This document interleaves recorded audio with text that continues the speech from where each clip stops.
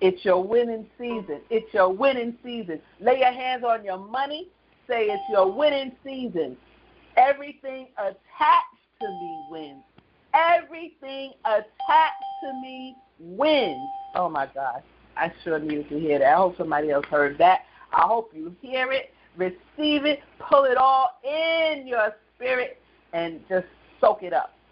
Soak it up. Walk in it. Everything attached to you wins. It's your winning season. Lay your hands on yourself, on your money, on your children, on your property, on everything.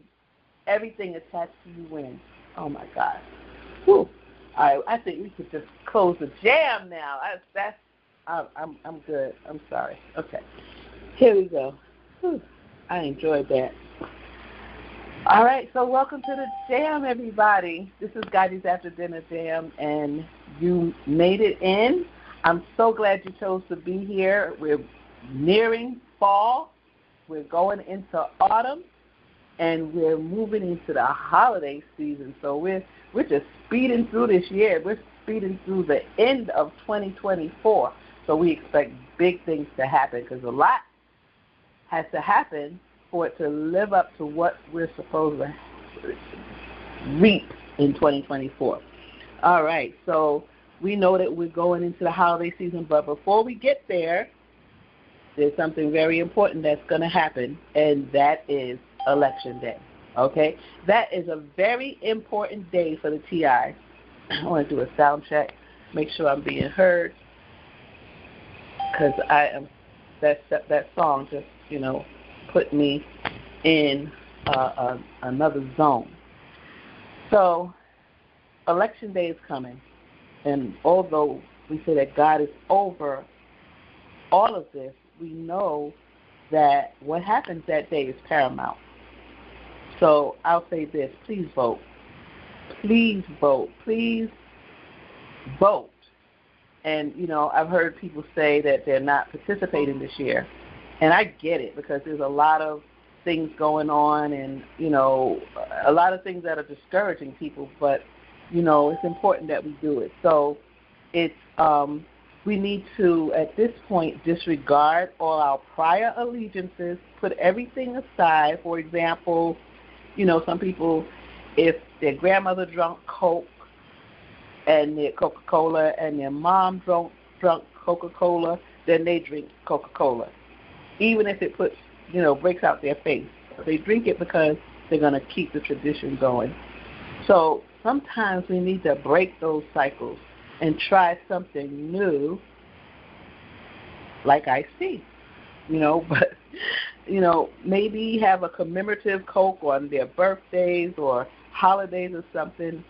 But the point really is here that as a TI, perhaps you'll really look at the candidates for who they are, what they stand for, regardless of your party, your current or prior affiliations, and see which one will be more likely to free the TI. I think that's our goal.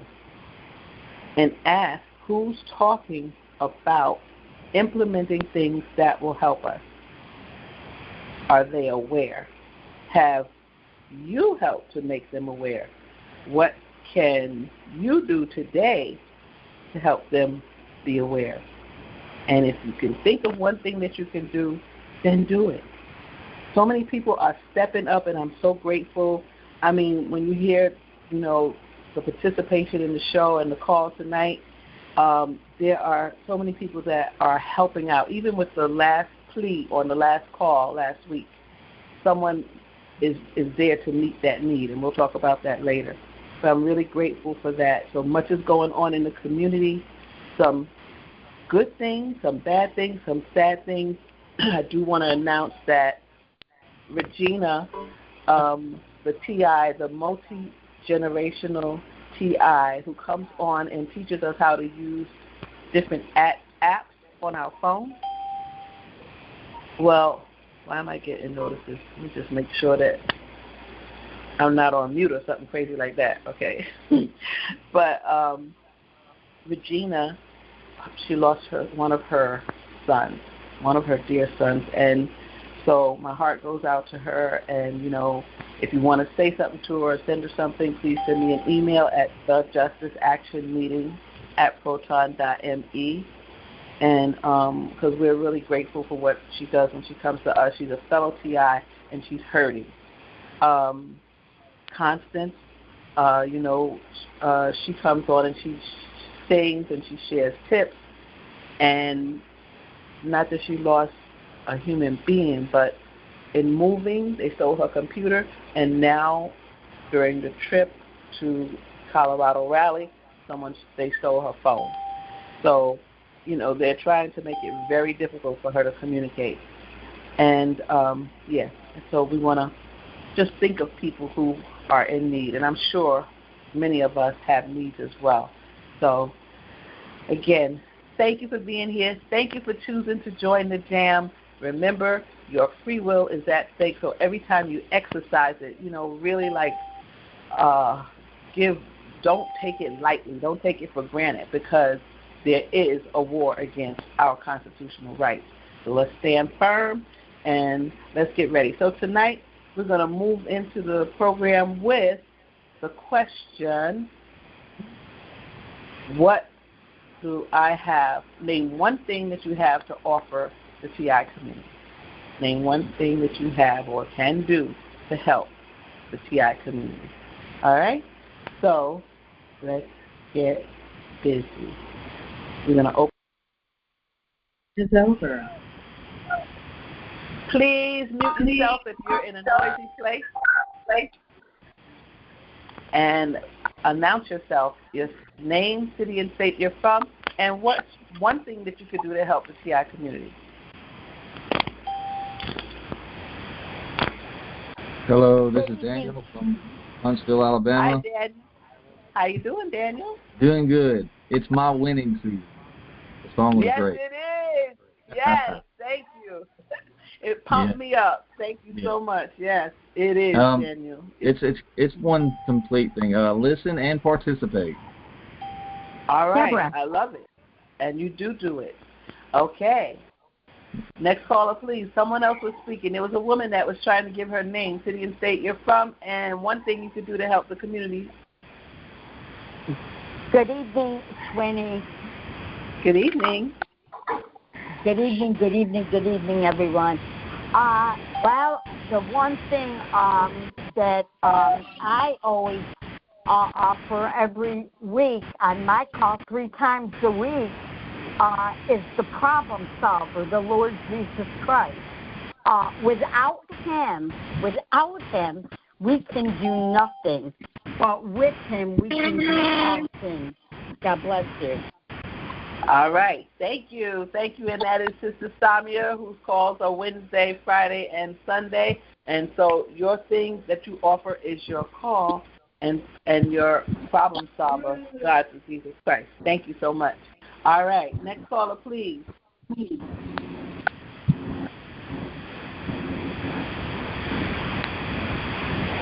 Anyone else want to announce themselves? City and state you're from. One thing that you can do to help the TI community, which includes yourself. Constance. Hi, Constance. Arizona. I like to give encouragement, maybe encouraging words, to a lot of people that are really going through the hardship of this program.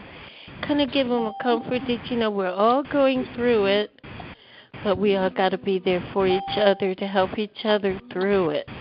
So mostly comforting words and a lot of love. That's all. All right. Thank you. Thank you for that, Constance.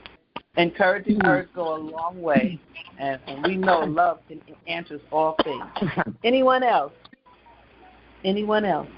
I would. Go ahead. Hi, this is Deborah. I'm in Albuquerque. And Hi. What I can do is a spiritual warfare prayer. I do it every day for all the TIs to really stand up and the deeper level. This is spiritual warfare. And just a shout out for Reverend Millicent Black. We're starting a spiritual warfare Bible study. It's intense. This Thursday, summer Bible study, and Saturday. So, but I pray hard because this is a big ordeal, and we need all the help we can get. All right. Thank you so much, Deborah. I'm going to talk about you a little later in the show. Thank you for joining us, and thank you for your comments. Yes, Dr. Black's call. So Thursday is her meeting, and she's going to start something with spiritual warfare. Check her out. Thank you for that. Anybody else? This is Mary from New York. Hi, Mary.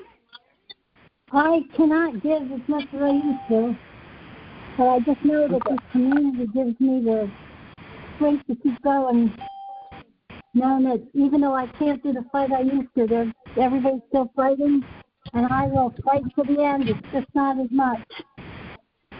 All right. So keep on, one foot in front of the other, Mary. Just make it over the finish line, then you'll be okay. So thank you for joining me. The thing that helps me the most is I'm really giving everything to God now. Even when I'm going through the hardest times, I'm saying, God, I know the morning you're going to get me through this. The morning's going to come. Mm-hmm. Okay. All right. I'm hearing noise from my area. Let me move my thing a little bit. Okay. Mm-hmm. All right. Thank you for that, Mary. Thank you. Anybody else? I got you. Hi, how are you? I'm okay. This is Jill in Lincoln, Nebraska. And hi, Jill. Hi. I'm going to be doing some research for targeted justice, so I'm looking forward to that. All right. Wonderful. All right, so your gift to the community is research. Beautiful, Jill. Thank you. All right. Next caller, please. Name, city, and state you're from, and what can you offer the community?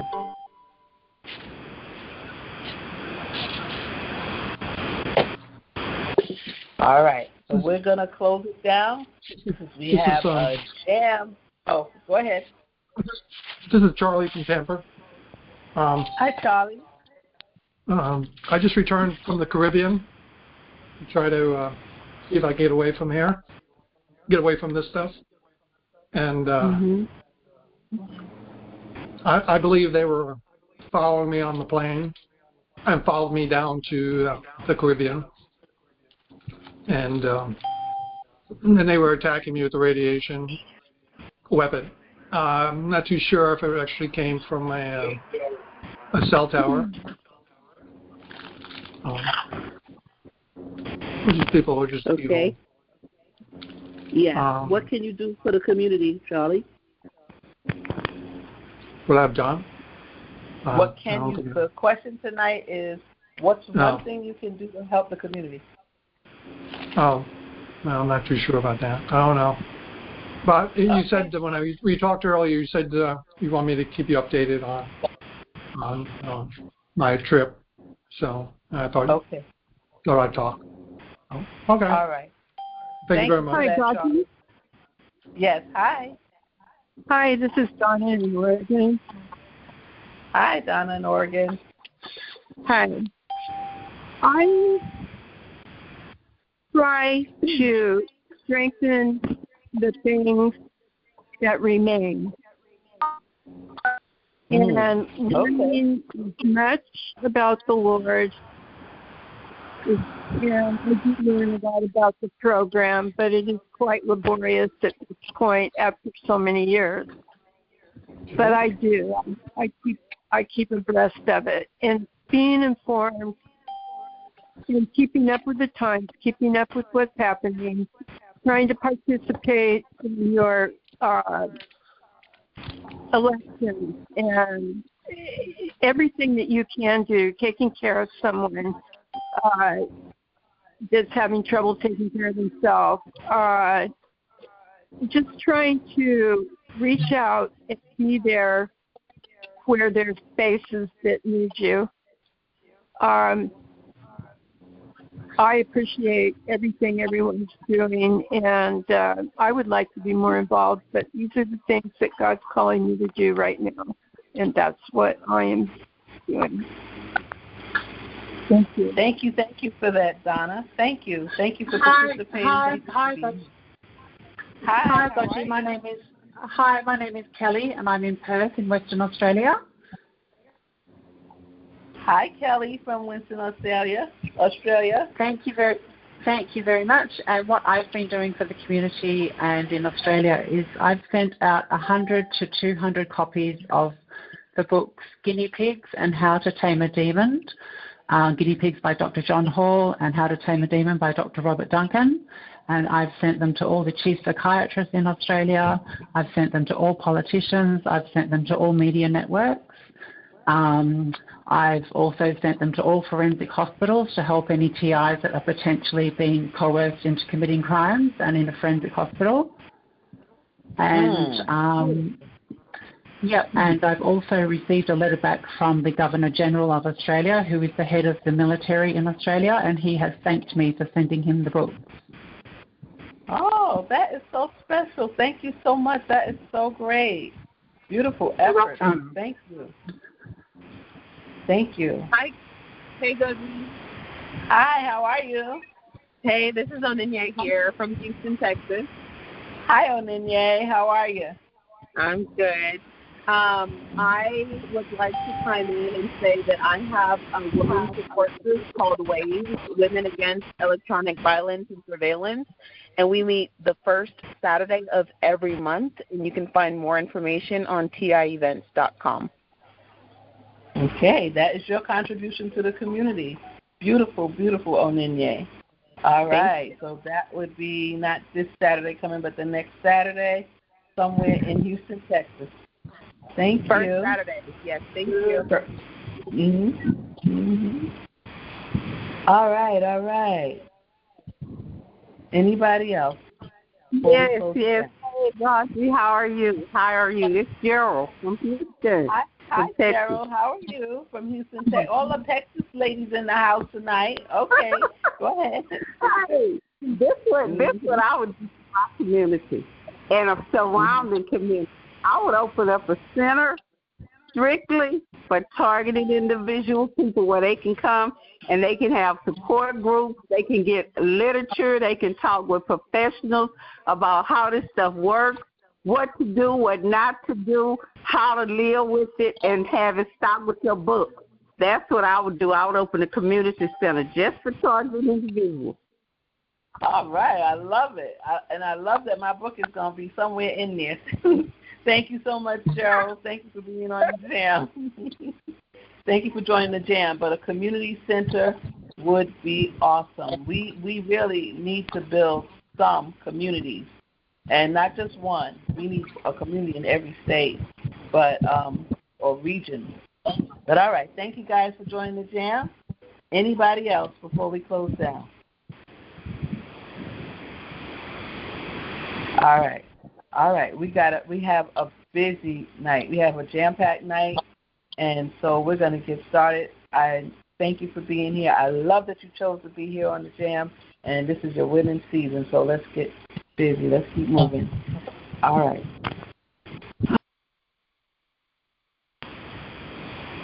I apologize for the sound at the beginning. I'm going to do my sound check a little earlier next time, but here we are. We're gonna move right into, we go into the news, and we have a lot of contributors tonight, and we have some work that we're doing, so we want to share that, and then we have a guest speaker, so that's a jam-packed night for us. So let's get started.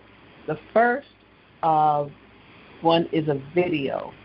Lady T, are you in the house? We're going to start with, I like to start with Havana Syndrome. We really follow Havana Syndrome, guys, because if you've been attacked for more than 6 months, then most likely you have Havana Syndrome.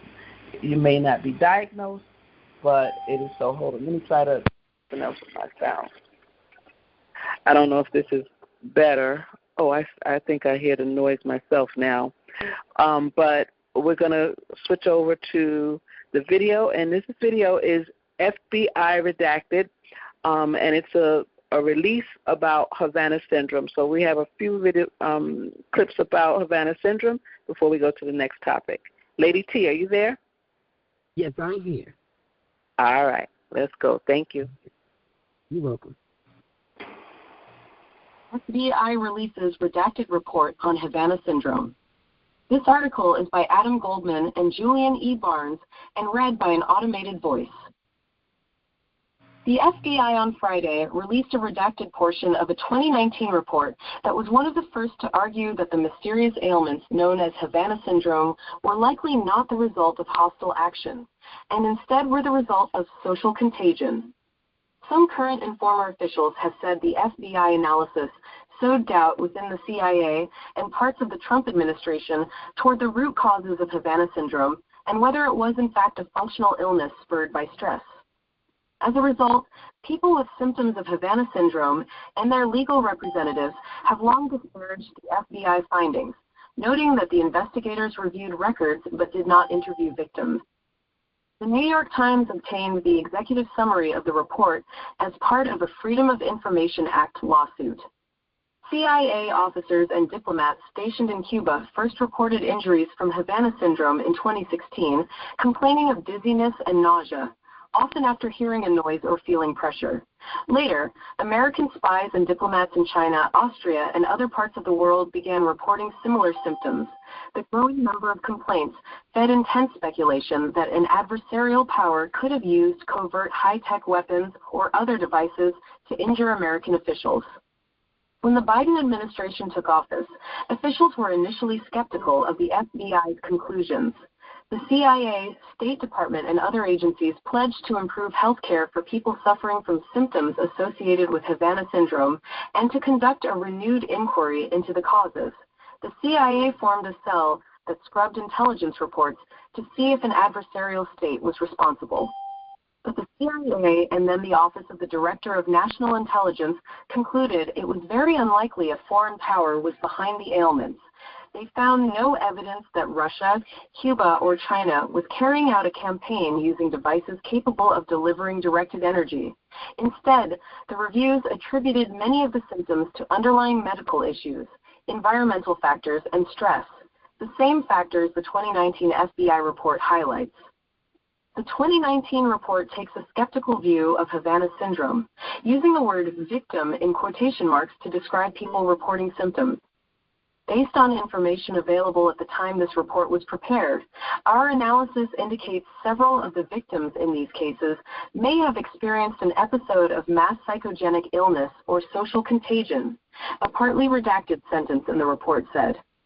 The FBI said it had begun investigating the cases out of Havana in May 2017 and the cases out of China in May 2018. The inquiry first appeared to focus on any weapon or devices that could have been a cause. This case revolves around the issue of whether an unknown offenders used an unknown device that may emit frequencies or waves to injure these individuals, the report said. But the report concludes that many of those reporting ailments had experienced fairly common symptoms from predetermined medical conditions or environmental factors. Like subsequent studies, the report stated that the Bureau could not identify any single cause for these symptoms. Many of those subject to the ailments have continued to reject suggestions that stress, environmental factors, or mass hysteria were behind their symptoms. They have criticized studies that raised doubts about whether Havana syndrome was associated with measurable head injuries and have pushed the government to continue investigating possible foreign causes. Intelligence officials say they continue to do so.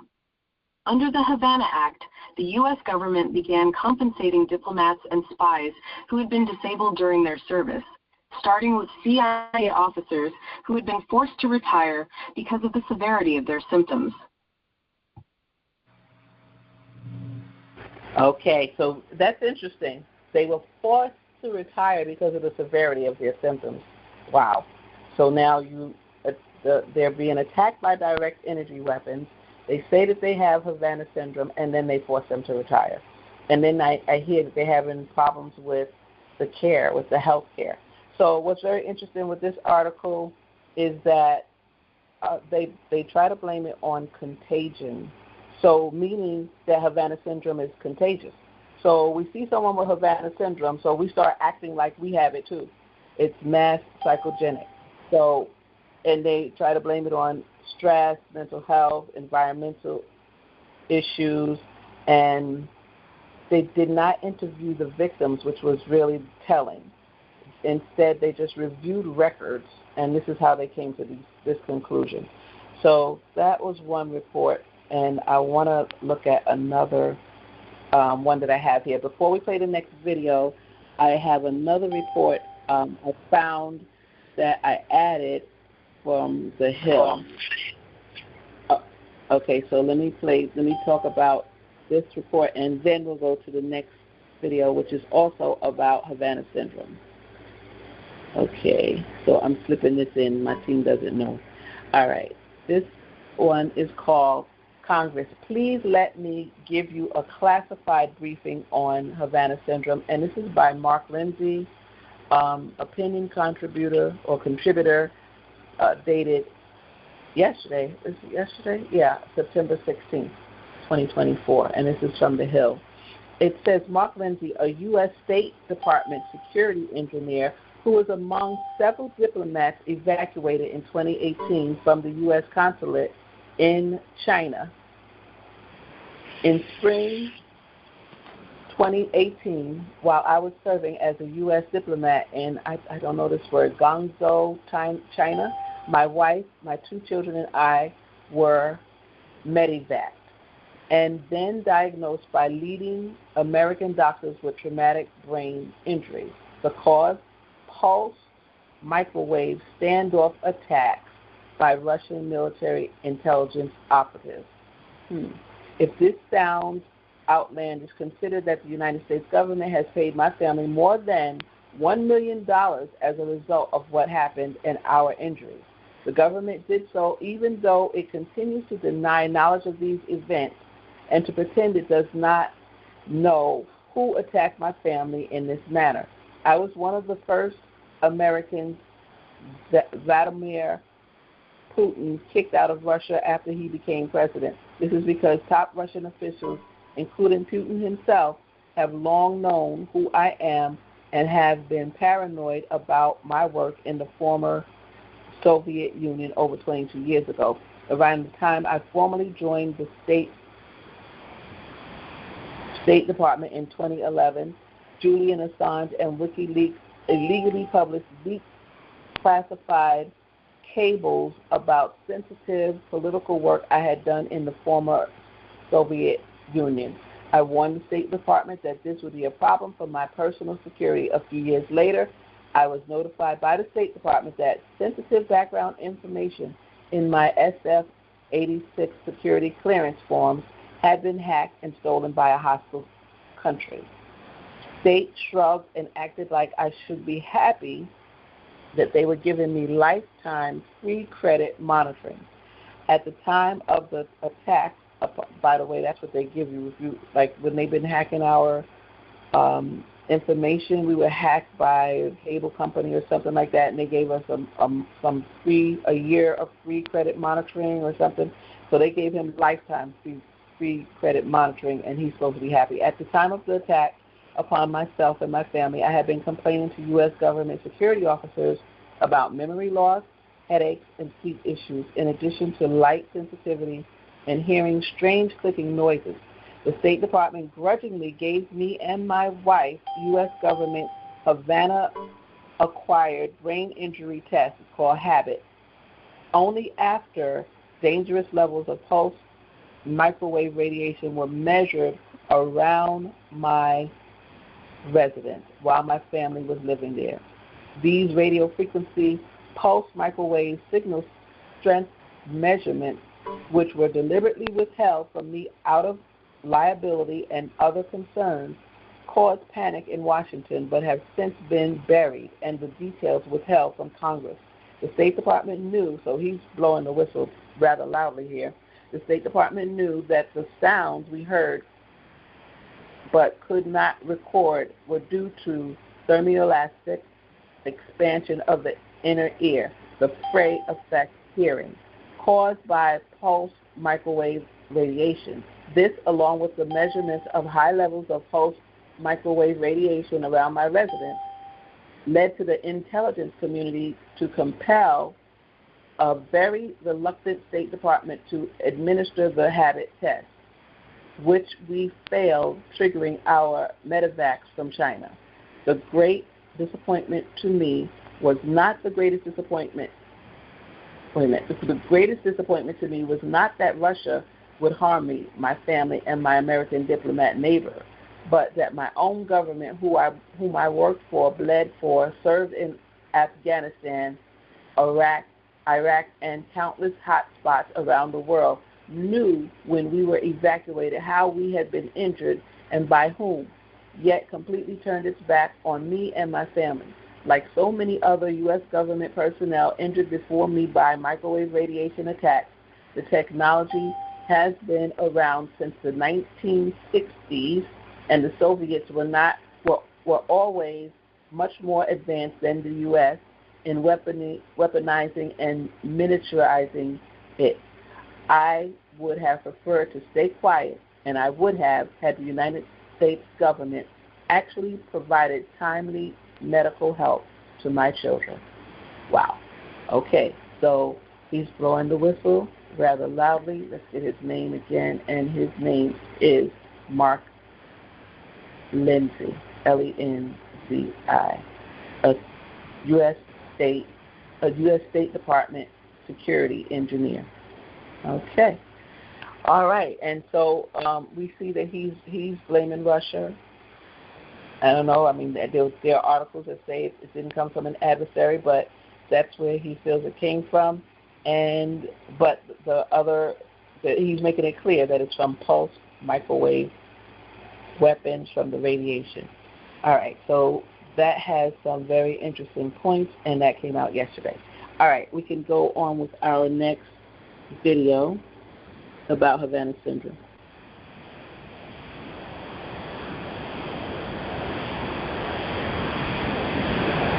I'm ready, ladies. A long-term study of the medical problems experienced by Americans stationed in certain overseas locations is now being shut down. The National Institutes of Health say it is through investigating so-called Havana syndrome. National Security Correspondent Jennifer Griffin tells us why from the Pentagon. This former CIA officer, who we'll call Adam, is known as Havana Syndrome's Patient Zero, the name given to symptoms experienced by hundreds of CIA officers who have complained of severe sensory phenomena, pressure to the brain that led to vertigo, tinnitus, and cognitive impairment. The intelligence community stated in March of 2023 it could find no evidence linking the alleged attacks to a foreign adversary. Now, in a new twist, the NIH has abruptly shut down its long-term study of Havana syndrome patients, citing an internal review that found the subjects had been coerced to participate without their informed consent, though the report says not on the part of NIH researchers. NIH had stopped the study out of an abundance of caution, adding, in NIH's assessment, these investigative findings do not impact the conclusions of the study. Something with the myth and how it was being handled, how patients were being filtered into there, what was being done on the back end with cooperation between NIH and the CIA. Adam, who was working undercover in Cuba, first experienced symptoms in December of 2016, and others believe they were victims of a pulse energy attack using weapons on which U.S. and Russian scientists once collaborated. The initial patient showing Havana syndrome symptoms who participated in the NIH study raised concern that the CIA was including people who did not fit the profile, resulting in watered-down data. The CIA dictated who would go. NIH often complained to us behind the scenes that the CIA was not providing adequate matched control groups, and they flooded in a whole litany of people that likely weren't connected or had other medical issues that really muddied the water. The CIA said its Inspector General has been made aware of the findings. Quote, we take any claim of coercion or perceived coercion extremely seriously and fully cooperated with NIH's review of this matter and have offered access to any information requested. The victims now want the Journal of American Medical Association to retract 2 articles it published last spring using early data from the NIH study that concluded there was no significant MRI detectable evidence of brain injury among the group of participants compared with a group of control participants, suggesting at the time it was all in their head. Brett? It was all in their head. Wow. Okay, so still with that narrative. So, okay, so they're still struggling with Havana syndrome, and it is because it is a direct link to the direct energy weapon. It's a cause. It's caused by the direct energy weapon. So it is proof and evidence that direct energy weapons are being used, and in the case of civilians, on U.S. soil. So we're here, and we're being assaulted, and we're ending up with Havana syndrome, or as they call it now, anomalous health incidents. And so that's why there's so much commentary and so forth about it. All right, so we're going to take a minute for a commercial break, and we're going to switch up the subject. Let's take a quick look when we get back at MK Ultra. We hear about it all the time. Oh, I'm supposed to do it. I'll do that when we come back first. There's a court win by DOJ about secret surveillance. So we'll do that first, and then MK Ultra. We'll take a commercial break. Are you feeling like something strange is happening in your life? You tell others, but nobody believes you? Well, get ready to uncover the truth with GoGi Justice's groundbreaking book, GoGi's 10 Signs Which Indicate You're a Targeted Individual. GoGi Justice, an everyday person just like you, has written a book that exposes the covert illegal activities happening right under our noses. With a writing style that's raw, honest, and relatable, GoGi takes you on a journey through the dark world of targeted individuals. You'll ask yourself if you are experiencing these signs. Learn about infiltration, gang stalking, privacy violations, and even hacked home appliances. GoGi's book is a beacon of hope, providing encouragement, tips, and resources for those who find themselves trapped in this nightmare. It's time to fight back and regain control of your life. So if you're tired of feeling isolated, unheard, and targeted, grab a copy of GoGi's 10 Signs Which Indicate You're a Targeted Individual. Available now on Amazon.com and the Targeted Justice Etsy shop. Don't let them silence you any longer. Take the first step towards understanding, empowerment, and freedom. Get your copy today and join the movement. GoGi Justice's book, A Voice for the Targeted Individuals.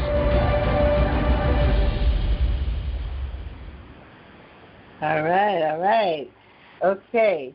All right, the name of this article, this is from Fox News, and this is called Secret Surveillance of Congressional Staff by DOJ in Focus After Whistleblower Advocate Notch Court Win. Okay. Or Advocate Notch Court Win. Okay, let's see what this means.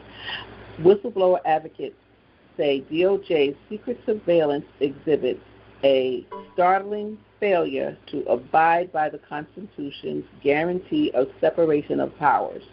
This is by Fred Lucas from Fox News, and it was published September 5th, 2024. Okay, a federal judge last week, so that would be end of August, beginning of September, a federal judge last week ruled in favor of a whistleblower advocacy group that sued the Justice Department to unseal documents related to its secretly obtaining communications about congressional staffers who were investigating the DOJ.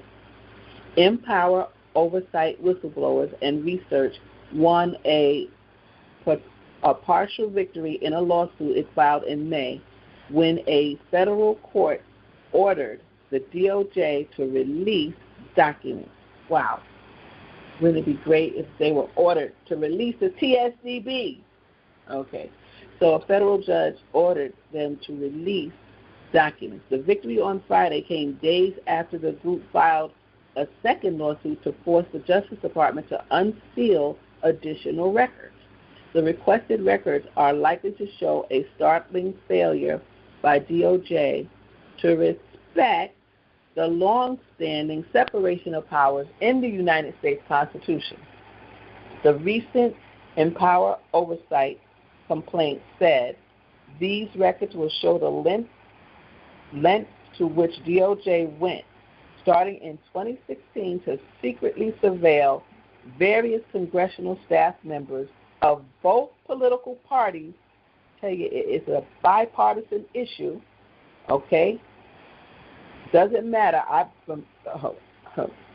They can target or go after Biden as well as Trump, elected officials, celebrities, anybody, okay? So they were actively engaged in oversight of the DOJ pursuant to their constitutional authority.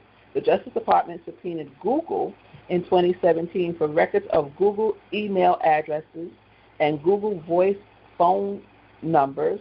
Empower Oversight found that the DOJ, oh God, I can't read this, something records of multiple Republican and Democratic attorneys for the Senate Judiciary Committee, the House Intelligence Committee, and the State Intelligence Committee, panels that were engaged in oversight of the department.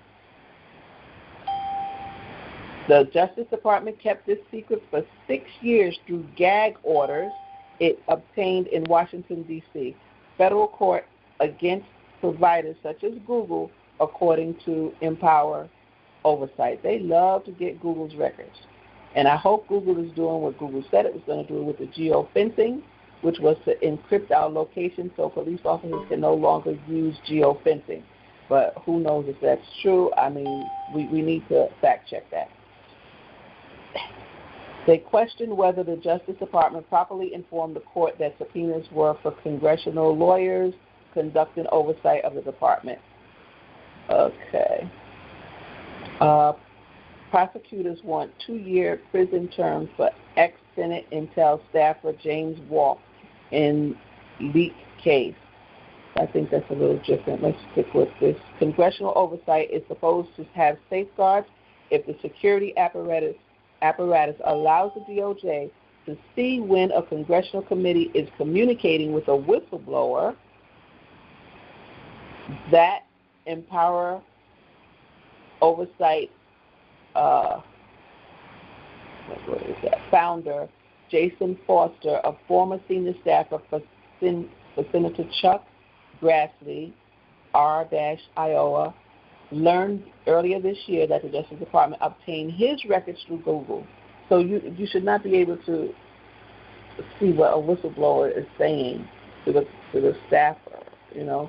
A Justice Department spokesperson told Fox News Digital in an email the department will decline to comment on ongoing litigation. However, the New York Times reported that Carlos Felipe Uriarte, an assistant attorney general, wrote to the House Judiciary Committee in January to say the department would change its subpoena policies and largely blame the Trump administration. The new policies require additional consultations and approvals, the letter said. The subpoenas of the Google email and phone record appear to be related to a federal leak investigation of confidential information about the surveillance warrant of Carter Page, a 2016 Trump campaign aide.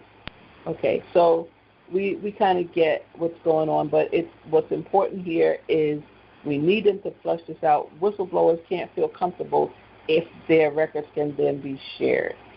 Okay, and it seems as if they're standing on the Constitution. So let me just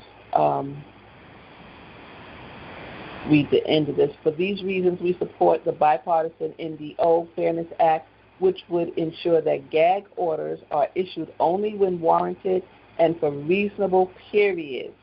Oh, I love that.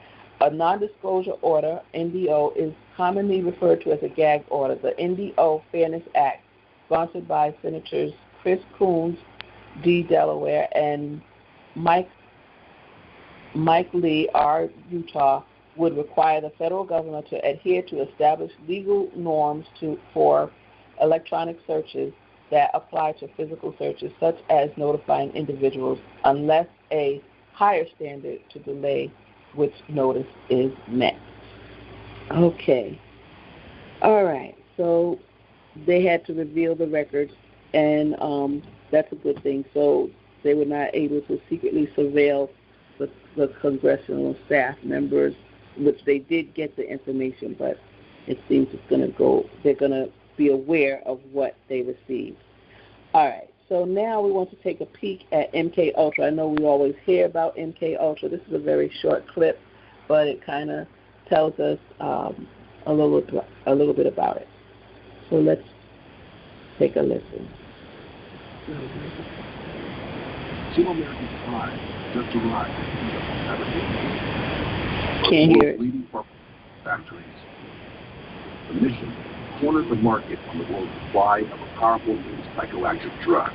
The CIA is here to get the KGB to get all this LSD and come over and start killing people.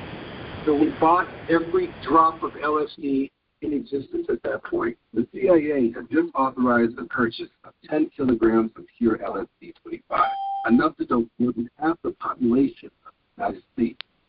They gave it to George White and let George start dosing people. George Hunter White, a larger-than-life undercover federal narcotics agent. Unbeknownst to his supervisors, White also works for the CIA. His job is to conduct an operation called Midnight Climax. George had a CIA safe stocked with food. George would sit behind this one-way mirror, drinking martinis, sitting on a portable toilet. He had to take a leak and didn't want to get up and leave. White pays prostitutes to lure their clients. The agency safe house. Workers who would bring these suckers back to the apartment and dose them with pure LSD-25. This is where I have my own leg. This is lysergic acid diazepam, better known as acid. The powerful drug was first synthesized in 1938 with Switzerland. With a dose of mere micrograms, the mind becomes confused. Perception is distorted. Personal identity is called as question. The result was a fourth glimpse for deadly panic. White takes meticulous notes. He files his reports to a CIA embassy. That was how LSD was introduced to this country. Operation Midnight Climax is part of a larger top-secret CIA program called MK Ultra. Goal: learn how to control and even reprogram people's minds. CIA believes LSD might hold the key. For the next 10 years, the agency goes to the cross-section of the American public. Everyone from unwitting housewives, soldiers, and even criminals like gangster Whitey Bulger is tested. You know, what the CIA dreamed of was sort of like a drug you could give to someone, get them to commit all sorts of unspeakable acts, and they wake up the next day and they don't remember what they've done. They were looking into brainwashing. They were looking into mind control. They were looking into how they could create what they called Manchurian candidates.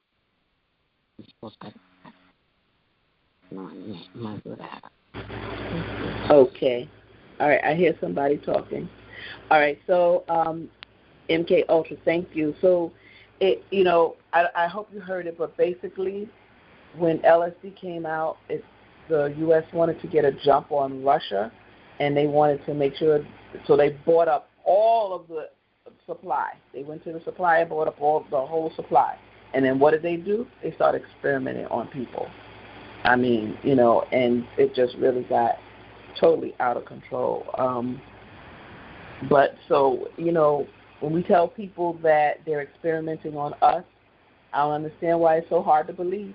It's not like it's the first time. And if they look at some of these prior experiments, then they can get a good idea of to what end they will go. I mean, these people were hurt, and they were really, deeply experimenting on. Their lives changed drastically.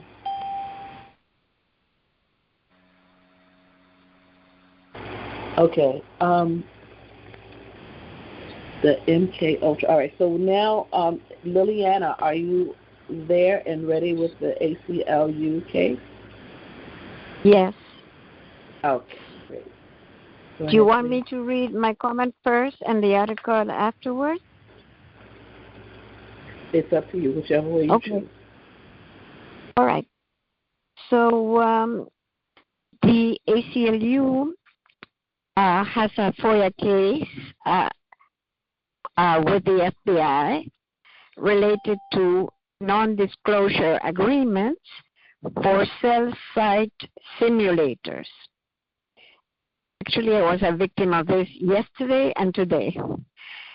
FBI stingrays or cell site simulators either provided by the FBI to local law enforcement or otherwise purchased by the local law enforcement agency and police to use fake cell towers to survey and monitor targeted individuals. The FBI has been trying to conceal this program from Americans. The ACLU is going through litigation to obtain FOIA information about this abusive program of surveillance. The FBI is not providing information to the ACLU of the dates when these programs of surveillance begin and end for the targeted individuals. Obviously, these secret surveillance programs cannot be engaged in forever without a beginning or an end, because that would constitute egregious human rights abuses against the law and the Constitution. 28 CFR Part 23 is a code of federal regulations that rules nationally over programs of surveillance, and it has strict safeguards to protect the privacy of subjects of surveillance.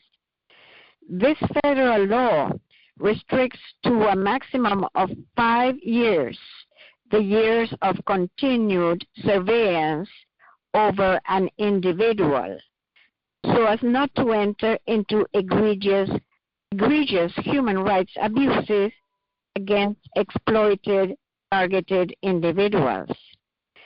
Fusion Center Guidelines Manual also states that Homeland Security strictly complies with the federal law of 28 CFR Part 23 in limiting DHS and Fusion Center surveillance programs to a maximum of 5 years in accordance with the law. In addition, the Fusion Center Guidelines, jointly written by the Department of Justice and the Department of Homeland Security, states in their guideline number 8 that in accordance with the federal law 28 CFR Part 23, the privacy of subjects of surveillance or investigation has to be strictly protected and enforced by both DHS and its fusion centers. That would mean that local law enforcement working with fusion centers through memorandums of understandings also need to strictly follow DHS policy and the federal law 28 CFR Part 23. It has been observed that local law enforcement working through memorandums of understanding with DHS fusion centers, as well as these fusion centers and the stalkers that they hire for this abusive and illegal targeted individual program, have engaged in fabricated campaigns of defamation of character against illegally targeted individuals, thus violating the DHS Fusion Center Guidelines program in relation to privacy, in addition to breaking the law by violating the federal law of intelligence operations 28 CFR Part 23 that restricts to 5 years the number of continued years of surveillance. It is good that all of these criminal abuses are coming to light, because all of the criminals involved in these egregious human rights abuses will end up being prosecuted and facing the legal system. We know that this is coming, and there will be justice for all the victims of criminal abuses that have led to crimes against humanity and Havana syndrome brain lesions of the legally targeted individuals. This situation of lawlessness will not last forever, and justice will be served. Thank you so much, Liliana. Thank you for that. Well done. Thank you, my dear. All right. All right.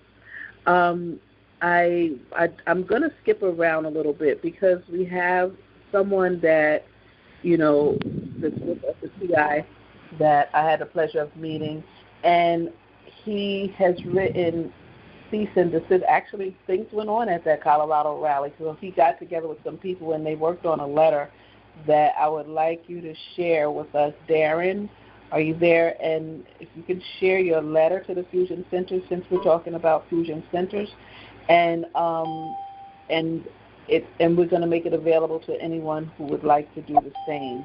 And I would like to put some teeth in this as well. I want to do some action around that. But go ahead, Darren, are you there? Yeah, can you hear me? Yes, you can. All right. This is a cease and desist letter to the Fusion Centers.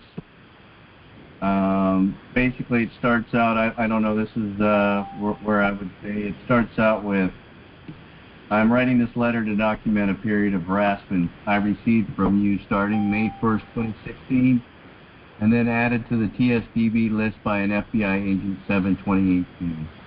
I can name this person if needed. Such conduct has caused me to suffer severe humiliation, embarrassment, emotional distress, and much physical discomfort. I can go back 50 years once I discovered this harassment and I was framed by your establishment. National community gang stalking, harassment, and surveillance 24/7, including audio and visual harassment and tracking, need to stop and also remove me from any non-terrorist illegal blacklist and or TSDB, and stop torturing me from directed energy weapons or audio devices, especially poisons, and etc. Your deniability versus the truth is well documented. I demand that you cease and desist from this activity as soon as possible, and in any event within 1 day from your receipt of this letter. If you do not take action to cease and desist within the given time frame, I will have no choice but to take appropriate legal action against you. This is something that I think everybody can use, and they can tweak it to their needs. And that's it. Thank you. Thank you so much. Thank you for that, Darren. Thank you for your activism. It's not easy, but sometimes we get to a point where we want to do something to improve our situation, and I think that's a step in the right direction. I'm thinking, and we can talk about this later or try to organize this with a new project that we are starting. And that at one point, if we can pick one day where we all go to the Fusion Center, at least, it would be great if we could do one per state, but we go to a Fusion Center at the same time with flyers and banners and so forth, and make some noise. Maybe we could talk about if we think that's something that we'd like to do, but I certainly think it would be great because that's where the gang stalking comes from. That's where a lot of these illegal activities come from, the surveillance and the noise harassment and so forth. And it really needs to stop, and whatever we can do would be awesome. So let us know. I look forward to hearing from you, Darren, how that went for you. And thank you for at least standing up. Okay. All right. All right.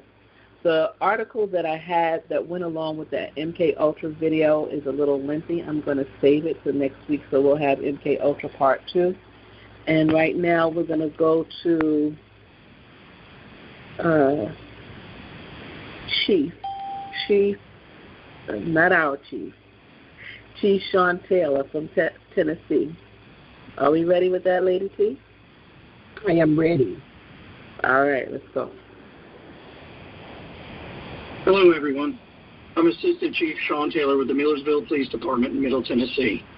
Many of you may have seen my video last week regarding the Tennessee Bureau of Investigation raiding our police department and my personal residence.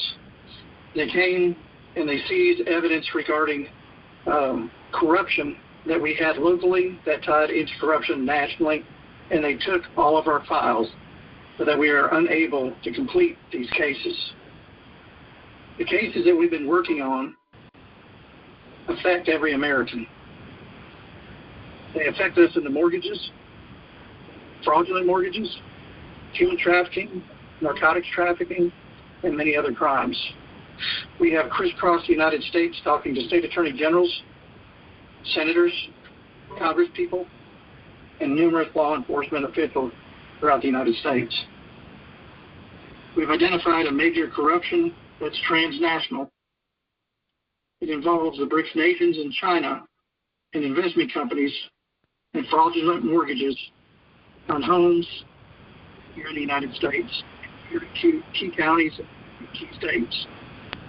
It goes into the election integrity and fraud and is creating a geopolitical shift within our political system. This is a multifaceted attack from a foreign adversary who is paying off our local municipal, county, state, and federal politicians to keep from coming to light. We are moving forward with this case in other states and other arenas, even though they have taken our files and our information. This is very important to us. When I say us, I mean we the people. Time that we the people come together.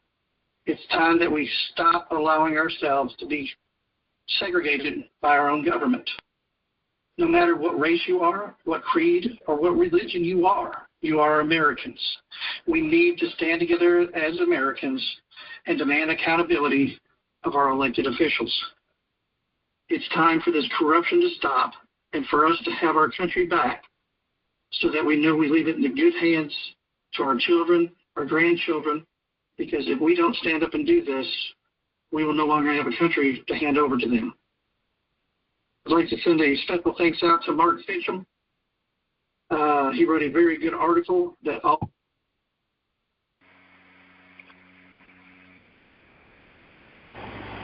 Thank you. Okay, and so his article, thank you for that, Lady Chief. He said, what name did he give? It was, oh God, Mark I have it written. Who was it? Mark Fincham. Mark. Yeah, and it was yournews.com, something like that? Yournews.com. So Mark Fincham. And these are the kind of people we would would send letters to that might publish articles about us because they publish articles that are a little edgy. And so we usually look for journalists. Right. Mm-hmm. Yournews.com. Thank you. Mm-hmm. All right. So that is in Tennessee. And Tennessee is pushing back against the FBI taking over their police department. So they passed something recently. I have to make sure it passed. I know they proposed it. All right. I want to look at this article. I'm not going to stay with this article for long because it's old. It's called, well, this I'm supposed to be, wait a minute.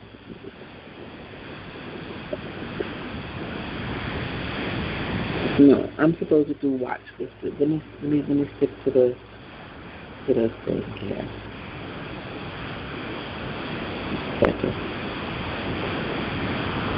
This is called Watch Listed. All right, this is by John and Nisha Whitehead, and it's in the Washington Times. It's called Watch Listed. You're probably already on a government extremism list. That's how it begins. And it says, we're all presumed guilty until proven innocent. We're all fair game, easy targets for inclusion on some FBI watch list or another. When the FBI is asking banks, and this is what this gentleman was talking about, and other financial institutes to carry out dragnet searches of customer transactions warrantlessly and without probable cause for extremism indicators, broadly based on where you shop, what you read, and how you travel, we're all in trouble. Clearly, you don't have anything to do. Clearly, you don't have to do anything illegal. You don't even have to challenge the government's authority. Frankly, you don't even have to care about politics or know anything about your rights. All you really need to do in order to be tagged as a suspicious character, flagged for surveillance, and eventually placed on a government watch list is live in the United States. This is how easy it is to run afoul of the government's many red flags. In fact, all you need to do these days to end up on a government watch list or be subjected to heightened scrutiny is use certain trigger words like cloud, pork, and pirate. Surf the internet, communicate using a cell phone, limp or stutter, drive a car, stay at a hotel, attend a political rally, express yourself on social media, appear mentally ill, serve in the military, disagree with a law enforcement official, call in sick to work, purchase materials at a hardware store, take flying or boating lessons, appear suspicious, appear confused or nervous, fidget, or whistle or smell bad, or be seen in public waving a toy gun or anything remotely resembling a gun, such as a water nozzle or a remote control or a walking cane, stare at a police officer, question government authority, or appear to be pro-gun or pro-freedom. We're all presumed guilty until proven innocent now. It's just a matter of time before you find yourself wrongly accused, investigated, and confronted by police based on a data-driven algorithm or risk assessment code together by a computer program run by artificial intelligence. For instance, a so-called typo in a geofence search warrant, which allows police to capture location data for a particular geographic area, resulted in government officials being given access to information about who went where and with whom within a 2-mile radius long stretch in San Francisco that included churches, businesses, private homes, hotels, and restaurants. Thanks to the 24-hour, 24/7 surveillance being carried out by the government's sprawling spy network of fusion centers, we are all just sitting ducks, waiting to be tagged, flagged, targeted, monitored, manipulated, investigated, interrogated, heckled, and generally harassed by agents of the American police state. Without having ever knowingly committed a crime or been convicted of one, you and your fellow citizens have likely been assessed for behaviors the government might consider devious, dangerous, or concerning. Assigned a threat score based on your associations, activities, and viewpoints, and cataloged in a government database according to how you should be approached by police and other government agencies based on your particular threat level. Before long, every household in America will be flagged as a threat and assigned a threat score. These data fusion centers, which effectively create an electronic prison, a digital police state from which there is no escape. Yet this crime prevention campaign is not so much about making America safer as it is about ensuring that the government has the wherewithal to muzzle anti-government discontent, penalize anyone expressing anti-government sentiment, and preemptively nip in the bud any attempts by the populace to challenge the government's authority or question its propaganda. These fusion centers are the unacknowledged powerhouses behind the government's campaign to censor and retaliate against those who vocalize their disagreement and discontent with government policy. It's a step up right for abuse. Although the Constitution requires the government to provide solid proof of criminal activity before it can deprive a citizen of life or liberty, the government has turned that fundamental assurance of due process on its head. Each and every one of us is now seen as a potential suspect, terrorist, and lawbreaker in the eyes of the government. And that is by John Whitehead. All right. Okay, so I mean, it sounds like he knows the program. He certainly knows who's the cornerstones of it, the fusion centers. So, all right, so that is where we're at. We're suggesting that we go to these fusion centers on one day and spread awareness. All right. Let's see. Okay, we have two more things, and then we're going to get ready for the features and our guests. And so one is the CBS report, once again about the TSDB. Can we hear that, please? Yes. It is a terrorist watch list. We want to ensure that we're encountering people at the earliest possible time if they may be a terrorist. And so it doesn't mean they're a terrorist, doesn't mean they're inadmissible, but it means there's something that has led a department or agency to say, this person needs a closer look. Every moment of every day, the American government's terrorist watch list is in motion. It works like an alarm system, scanning for unknown threats around the world. We were getting upwards of 10,000 pieces of information a day, with 16,000 news a day. By the time I left the National Counterterrorism Center, we had something over 250,000 threats that had come into the center since 9/11. Most of them were completely bogus. But all it takes is one. 10,000 pieces of intelligence every single day or more. And this is huge. Yeah. There was no way we could buy enough analysts, and so it had to be a combination of young analytic talent and technology, and that's been part of the constant evolution of this enterprise. Enterprise. That's what this is. A lot more than just a list. The terrorist screening data set is part of an entire galaxy of secret systems and programs. CBS reports review the trove of government documents and court records from the last 20 years to piece together how expansive it is. Terrorist watch listing is run by people from half a dozen government departments with the highest classified clearance. We share lists of suspects with more than 60 foreign governments, 18,000 American federal, state, and local law enforcement agencies, and countless companies, from private security contractors to airline workers. The watch listing, screening, vetting enterprise is as close to sort of the ideal information sharing environment, I think, that exists within our government. When it launched, there were 120,000 known or suspected terrorists on the list. Today, CBS has confirmed the watch list now has approximately 2 million people, including thousands of Americans. If you were to put everyone on the watch list in one place, it would be the 5th largest city in the United States.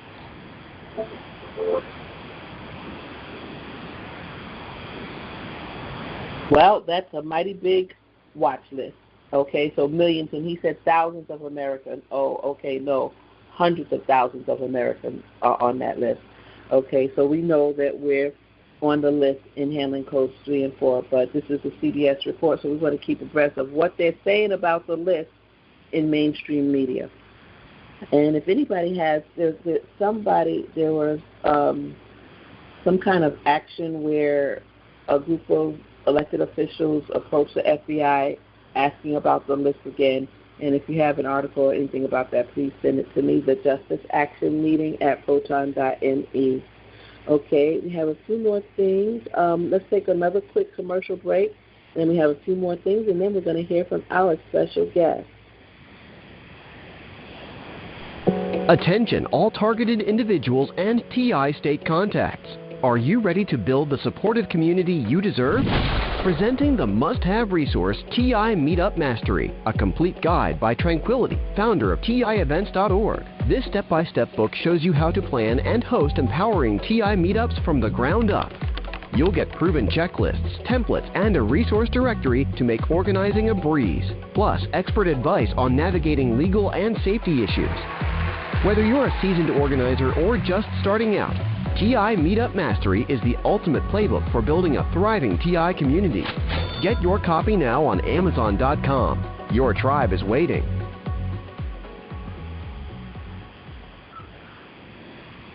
Okay. Time is getting late. Okay, I need to mention there's an event coming up, and we're looking for people to go. It's called Rescue the Republic, and it's in Washington, D.C., September 28th and 29th. I believe it's Brett Weinstein is the organizer. I hope I'm saying his last name correct. I know his first name is Brett. And I know that RFK Jr. and Tulsi Gabbard are involved. And it has a host of Russell Brand and speakers and entertainers and so forth. And it's called Rescue the Republic, that, the United States is at stake. And so we want to send a contingent of people. I spoke to one or two people. Sister Samia from Niagara Falls, New York, is going to go. And Wilfredo from New York City is interested in going. And he's planning to go for a day, Sister Samia, for the weekend. If you can join them, if you can meet them there, if you would like to be a part of it, then I'm gonna provide flyers and perhaps a banner. I don't know if we need a banner, but flyers to give out to the people that are there, and letters. We would like the letter that we're working on, which Lynn will tell us about, to be available. So I'm going to turn this over to Lynn right now. Oh, Kim first, and then Lynn, and then we're gonna get ready for our guest. All right. So Kim, I know you did some action. You sent some letters out, and you got a response. I just want you to read the beginning of your response, and thank you everybody for what you're doing, and right now. Go ahead, please.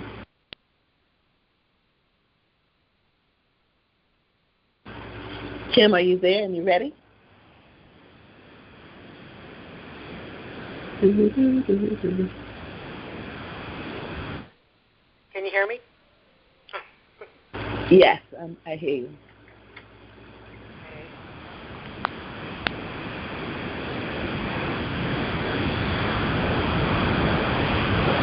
Can you hear me now? Yes. Yeah, okay. Well, I don't have exactly what I wrote, but I was short and sweet that I asked Robert Kennedy Jr. if he could please help stop this list that we have for the terrorist list, and also stop us from being victimized with these war weapons. And he wrote me, well, I got a paperback that said, "Drain the swamp. We're shaking up Washington. Join me. Dear Kim, everyone has heard the President Trump's signature phrase, drain the swamp. His instinct is spot on. The problem in Washington isn't just the few corrupt individuals, but the whole corrupt system. Its federal government agencies, its lobbyists, its research organization, its media, and its corporations. We've spent 40 years doing almost all of them. In many of these agencies, I know the names and the bad actors who need to move out. I understand the precise incentives that put these agency captives on steroids. The system is supposed to work to protect the public interest, and how it actually works to protect the mercantile interests and regulate industry that have captured it. And I know how to fix it. Yes, in deep letters, dark letters. And that is exactly what I'm going to do with Donald Trump's backing. Let me tell you what we're going to do, and I'll just tell you that part. It says we are going to appoint honest officials who won't or don't have the conflicts of interest. We're going to listen to whistleblowers and act on their revelations. Slam the door on the revolving door that sends industry executives and lobbyists in and out of government.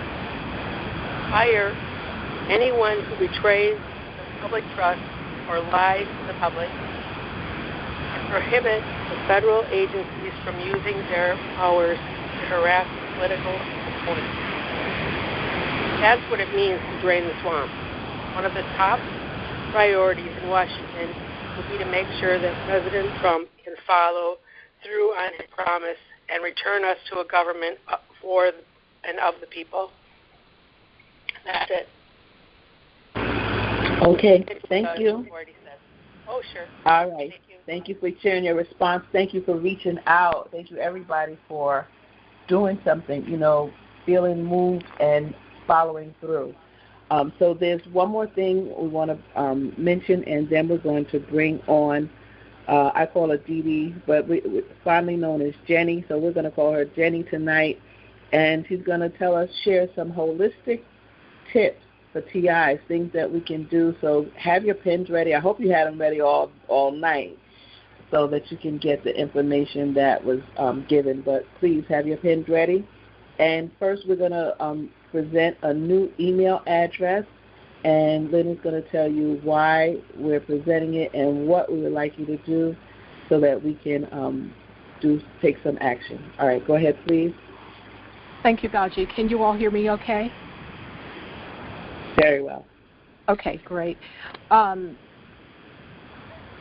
just to kind of really quickly tell you guys how this came about, I shared this idea with Gaji about everyone writing a short letter and using these letters for initiatives to enhance awareness and exposure. And, of course, Gaji, being the activist that she is, she loved the idea, but she took it a step further and she said, you know what, we could use these letters for radio stations, state, local officials, federal officials, even churches. And now that she's just mentioned this Washington event, what a great way that if you can't attend, at least we can get your letter there. So I'm going to ask you guys who can and will to please grab a pen and paper. I'm going to try to do this quickly, but you will need to take some notes, and then Tranquility is going to be a sweetheart and post a couple of things in the chat for me. So thank you in advance for that, Tranquility. So we have a new email address, and I had told Gaji we got to have a new email address because yours stays so full. So the new email address is going to be the J.A.M project at proton.me. Again, that's the J.A.M, J-A-M, project at proton.me. And I want you to think of this letter for those who have never written a letter. I know we have some men who've never worked in the clerical field, what have you, and maybe they've never written a letter. So I'm going to simplify this. If you think of this as a sandwich, and all you have is just 2 slices of bread, a piece of meat, no tomatoes, no onion, no lettuce, just 3 ingredients. That's how this letter is going to be formatted. So what I'm going to do is just read mine really quickly. It's just a little sample letter I've put together. And what this means, and you might want to write this down, this means you'll have a maximum of 3 paragraphs only. Each paragraph will consist of no more than 4 sentences. So that's 3 paragraphs, no more than 4 sentences. And it can be done, and I'll show you in just a second here how that can be done. And again, this is just a letter that I personally put together. You can, you'll of course use your own words, your own letter, but we are asking for specific things to be within the content of the letter. So bear with me just a minute while I'm changing screens here.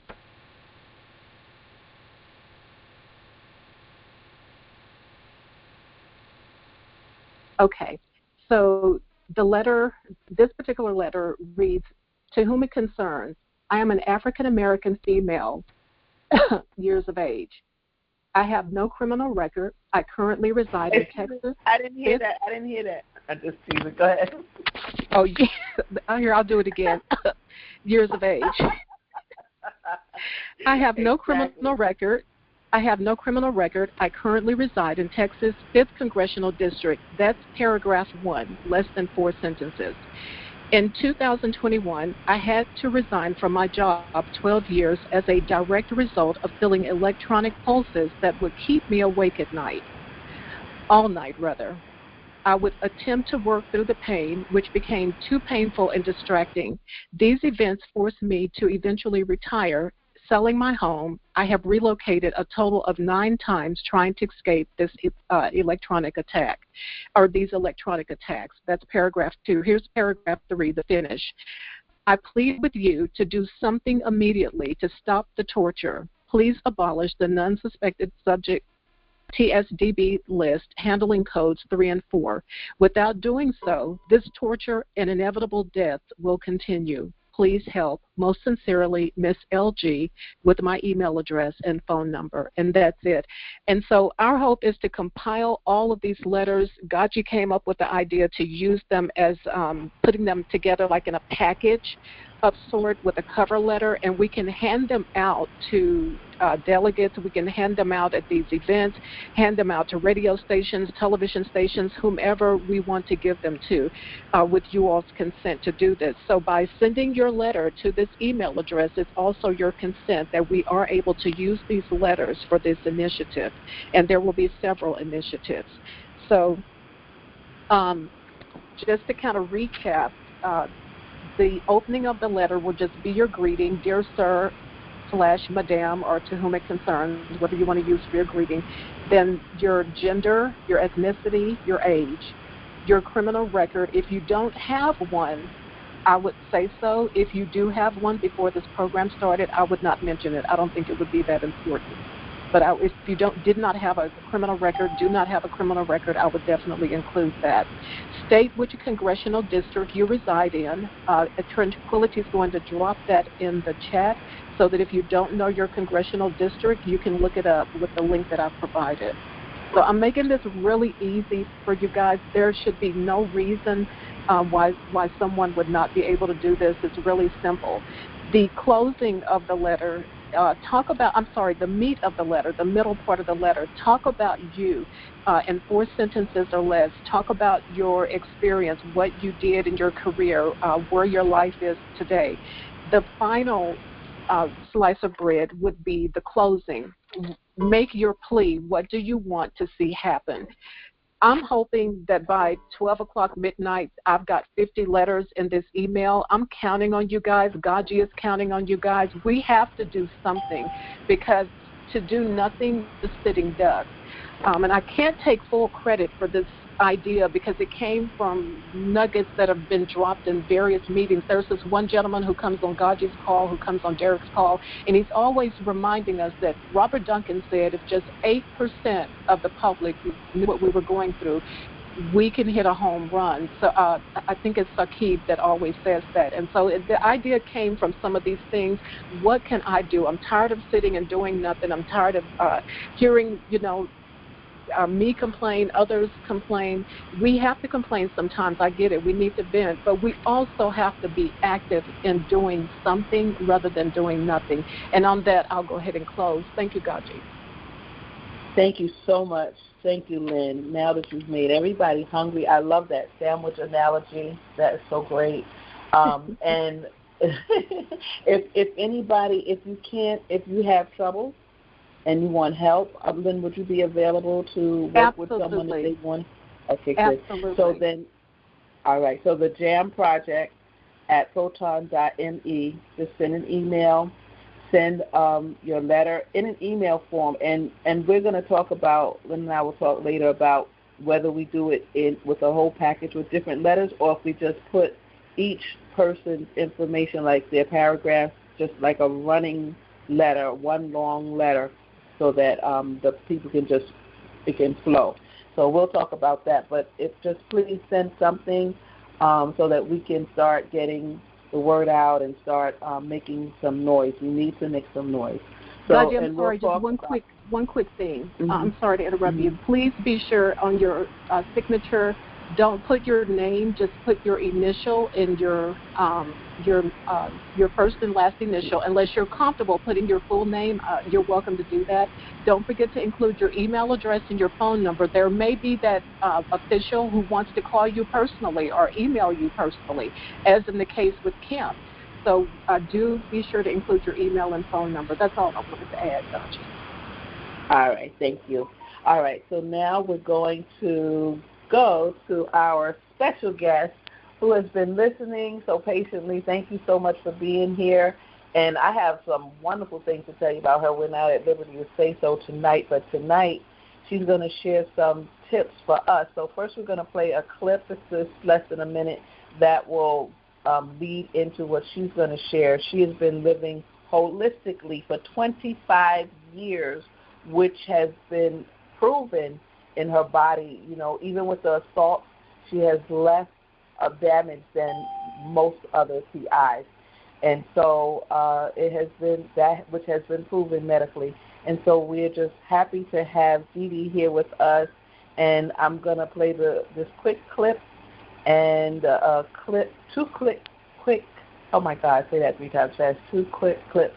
And then the next voice you hear will be none other than from Jenny. Okay, go ahead, please. First, Lady T, and then Daniel.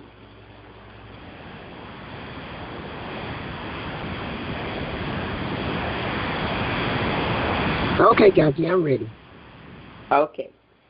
Castor oil will break up any unnatural substance. So it'll break up a bone spur. It'll break up kidney stones. It'll break up gallstones. It'll even help to break cataracts up. So you can put a drop of castor oil on your finger and wipe it over your eye, then do it to the other eye.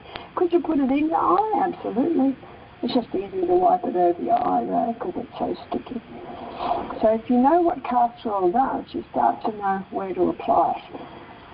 When I was in I think it was Nebraska last year, a lady came to me and she was in her 70s. She said, my foot had this bunion on it, and the bunion came out about 1/2 inch. She said, I've been applying castor oil compress to it every night for 2 months, and it's gone. So castor oil will break up any unnatural substance. So it'll break up a bone spur. It'll break up kidney stones. It'll break up gallstones. I think it's repeating. Thank you. Castor oil. Oh yeah. Okay. It's repeating. Thank you. Sir Dan, please. And this is dedicated to Jenny. Keep saying what you said. Winning. I've been to winning. I've been to winning. I'm winning tonight. I'm winning tonight. I'm not giving up my life. I'm something that's a super system. I'm in it to win it. I'm in it to win it, okay? So this is a winner right here, guys. And so she's going to share with us some winning tips tonight. And tonight, the buzzword really is win. We started off with the song, It's My Winning Season. I'm in it to win it. And here we are with winner TI, holistic person, Jenny. Hi, Jenny, everybody. I'm here. Hey, everybody. Hi. Everybody's muted except for the speakers. They'll talk to you at the end. Okay. Mm-hmm. So I'm here tonight. I'm glad that y'all call her GoGi, but I call her GoGi. Maybe I'm saying it wrong, so I'm gonna say GoGi because it sounds good. It's okay. It's okay. So I wanted to just let you guys know I've been confirmed with implants. So my body, I do have the implants, and I have the graphene, some people call it nanoparticles or smart dust even. So what I've been doing to take care of myself to sort of offset this stuff is I do a lot of holistic things because I've lived, like Gogi said, I lived holistically for over 25 years. So what I noticed that the technology was doing over the years to me is they mainly just would be attacking me in my feet. And then some TIs, they have the tingling in their legs and, they have headaches and just all various things. So this technology that they're using on us is all designed to work in the nervous system. And it's going to deplete you of your amino acids, your fulvic acids, and things like that, and throw your nervous system out of whack. So that's why your body may, you can't sleep at night, or you have the tingling, or you can even feel when they're hitting you. Because I don't know if y'all know this or not, but a healthy body, radiation bounces off of a healthy body. So that's one of the main reasons why this technology is working in our bodies, because they're damaging us and they're finding ways to build the wireless body area network, and they'll create situations in the body for you to come back to them later. So one of the things that I do is I do a lot of sea moss gel. I make the sea moss gel, and I put a real powerful fruit with it, which is the sour fruit. Now, whenever I do that I could feel it like literally helping in my tissues, because they're damaging our tissues. They're just really just damaging everything, really from head to toe. Even our hair is like antennas. So the sea moss gel, it gives your body minerals in areas that you may not even know that you was deficient in.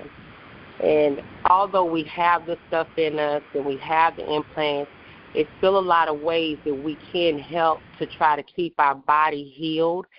And most of the time, if you have an issue, it's due to an implant somewhere in that area, because once these implants are in us for so long, they start to get like a film around them. They call it like mold.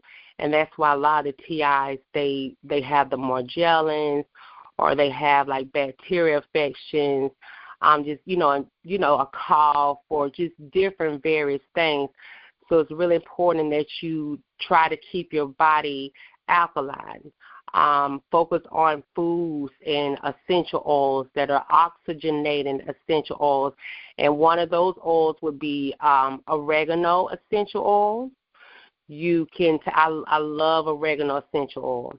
So you can, get you, well, let me stop for a second. Let me back up. This stuff that I'm telling you guys to do, it doesn't really cost that much. And as you know, these doctors and physicians and stuff, they don't like me.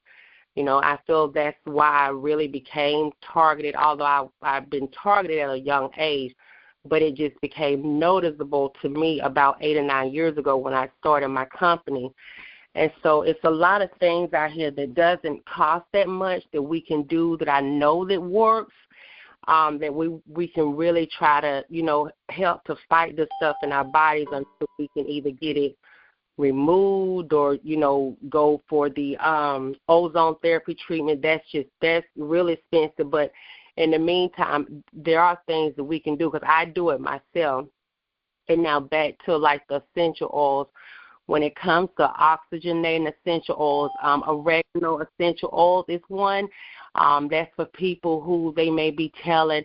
And let me say this, you guys. If it's a situation where you really have to go to the emergency room, or you really have to see a doctor, even though they just do us wrong, but I do want you to take care of yourself, because I don't know, some TIs may already be on prescribed medication. So with essential oils only, before we start, I would like to know, which medication you guys are on. And so back to the natural way of doing this. So you can use like for people who may deal with Morgellons, and particularly the people who they're telling that they have a cancer. All this stuff is bacteria. And it's like fungus inside the body, and you have oregano essential oil. You literally can take like a 16-ounce bottle and put you maybe I would start with 1 drop, but like no more than 2 drops, and shake it up and just let it sit for about an hour so the whole water can become, oxygenated water. So, and the taste ain't good, but it's really, really powerful. And I've seen that work on people's bodies that are TIs that may have sores. You may and this is good for people who that are diabetics and who may have sores on their bodies. So the oregano essential oil is real powerful for that. I've actually seen that work on somebody's body who had a sore on their leg, and I was just blown away. And it takes a little longer to work because it's working with your body, not against it, versus them giving you, because we all know, like, if somebody has a fungus or something and you get a prescription from your doctor, they have to test your kidneys first and make sure they can start you on the medicine, which you're going to be on for about 6 or 7 months. So this oregano essential oil, it does that, more powerful than the prescription that they would give you, but it's working with your body and not against you, because taking the medicine is just going to create other problems. But the oregano essential oil is really good, and I have a company that I will recommend because I know the essential oils are made for internal use. That's one. And then the one that I personally love, I actually keep this bottle in my purse, is Coranda. You guys, Coranda seed essential oil is so powerful. I mean, it's just overwhelming how it makes your body feel, and that's another one, to keep your body alkaline. You want to keep your body alkaline, and once you guys start on this stuff, you'll start seeing a difference. You won't feel so like some TIs, and sometimes me, I just feel like a little sluggish, especially if they didn't hit me with something all night, and then I'm getting up, I'm like, oh, God, you know. So, but the Coranda seed essential oil is extremely good for those of you who have the tingling in your feet. They hit us directly on the feet, which they do me all the time, because our organs, a lot of our organs are connected with our feet and our toes. So like if you're, for example, if your third toe hurt, that could mean, you know, you may have something to do with your head or your eye. And then so that's why they do try to hit in places that they know they can do damage in other areas that'll make it appear like it's natural causes. This whole program is designed to make everything appear like normal wear and tear. Some TIs go with the tampering of their cars. They make it look like a normal wear and tear. Tampering with the home, normal wear and tear. Damage to the body, they have to try to look like it's normal, like it's something that you guys have done. When this technology, you know, it's horrific what they're doing to us, and I'm just so glad that, you know, that everybody is coming together against this crime. But there are ways out that we can take care of ourselves that I know work. And also, if you guys can just eat different fresh foods, you know, different fresh foods. I like one time when they had the COVID thing going for respiratory, dragon fruit. That's a powerful fruit that helps the body with the glucose levels. People who are diabetic, but when you get the dragon fruit, try to make sure you get the one that's pink inside. If you find the one it's white inside, sort of got the little black little dots like the kiwis, if you find the white one, that's fine. But the burgundy one, the red one, it is more concentrated, and it works better. And then with the sea moss gel, what the sea moss gel is going to do, so basically our body, we need like over 102 something minerals daily just to even function.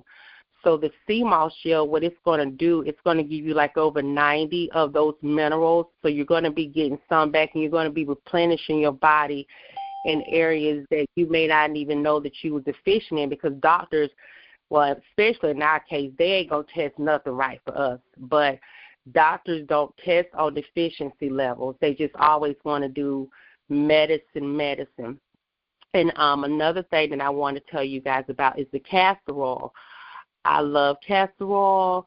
My grandmother, you know, that's all I knew growing up because I'm from the South. So that's sort of like all I've ever known. I've never, ever, before my grandmother passed away, I never seen her go to a doctor, ever. And so with the castor oil, it's an old folklore remedy that works really well. You can take it internal. And what happens when you take it internal, and y'all, I will say it does not taste good, but make sure you get good, clean, organic castor oil. And, you know, you take your teaspoon, and what that does, it helps to detox your kidneys and your liver. And a lot of this technology is in our stomach. Once they get it in our stomach, it forms and just go other places. So the castor oil is like a pulling oil, and it helps to pull all the stuff out your body eternally, and then you'll start feeling it, and it detoxes your liver, your kidneys. If you deal with any type of constipation, you know, all this stuff has to do with this technology that they keep putting in our path. So it helps really good with that. like tissue. It helps with cleaning the tissues in the body. Now then, if you do it external, you will want to put some in your navel.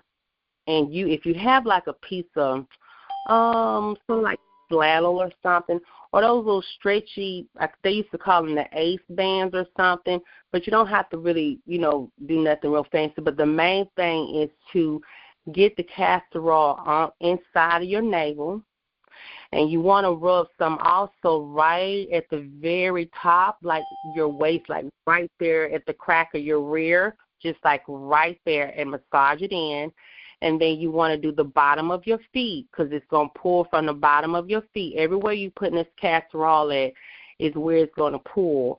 And you want to put some behind the back of your ear. That's critical. You want to put some behind the back of your ear. And then you want to put some on the palm of your wrist, like you're doing like a perfume or something. And in those areas, that castor oil is going to pull. And then sometimes if you really overloaded with toxins, sometimes you can see it coming out. If you have a piece of white cloth, when you do the wrapping around your stomach, you can literally see it coming like out of your navel and out of your skin. So castor oil is really good. And then another thing, too, that you guys can do when it comes to if some of y'all have, where they have the implants in our heads, and I'm one of them. I think I have like two. I have two in my head.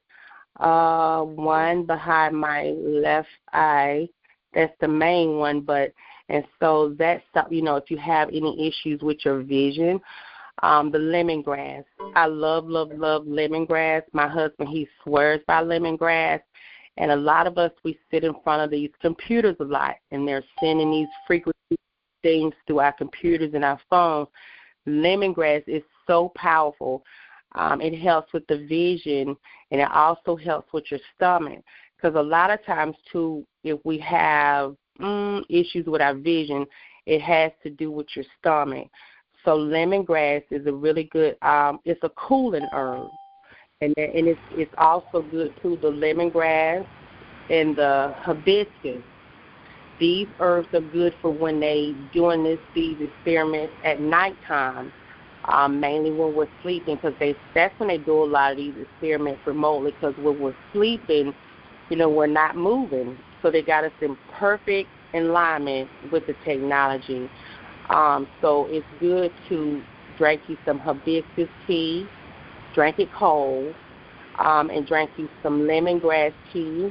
You drink it cold, and you drink this at nighttime before you go to bed. And it'll help to offset some of the feeling that they do when they doing this, running these experiments remotely. But what I really love, back to the coriander seed essential oil, and like I said, I know a company that I get mine from, and I literally, you guys, I keep mine in my purse. If I'm out somewhere and if I feel like somebody has put something in my food, or I want to just protect my body if they put something in my path, if I'm out somewhere, I'll get me some water, and I'll just do it while I'm out and shake it up and sip on it while I'm out, because it helps to keep your immune system boosted as well. But for those of you who may deal with the tingling and stuff in your feet, mainly at nighttime, when you do the coriander seed essential oil, it's so powerful, you guys. You would only need, once again, a 16-ounce bottle of water, and I would start out with 1, but you want to work your way to 2, and don't go past 2 drops. And when you do, you shake it up. When you do this, I do it before bed. And when you're drinking this, I want you to drink it standing up. And after you drink it, give it, walk around your house or do something about 5 minutes, because you want the essential oil to go all the way to your feet. You want to go all the way to your feet. And then after so long, once you probably about 20, 30 minutes, you'll gradually start feeling you'll feel it like just going away. And sometimes some TIs may have a little bit more damage than others, so some people see results faster than other people will. But I personally love it, and as a matter of fact, I'm gonna do some tonight before I go to bed. Because even with me, although I have a pillow that I have my cell phone on, because I can't even hold a cell phone in my left hand where they just done hit me through my phone. So I'm gonna do some tonight before I go to bed, because it really, really works, and it helps to keep. It's good to keep that bacteria and that mold out your body. It cleanses your tissues. It keeps your body like deodorized inside, because these implants and this grafting and stuff, y'all, this technology is what they're doing to us is really disgusting. It really is. They don't care that this stuff is, these implants, they start seeping out lead. And that's another thing. When you go to your doctor and they tell everybody they got high blood pressure, that's the number one thing. You do not have high blood pressure.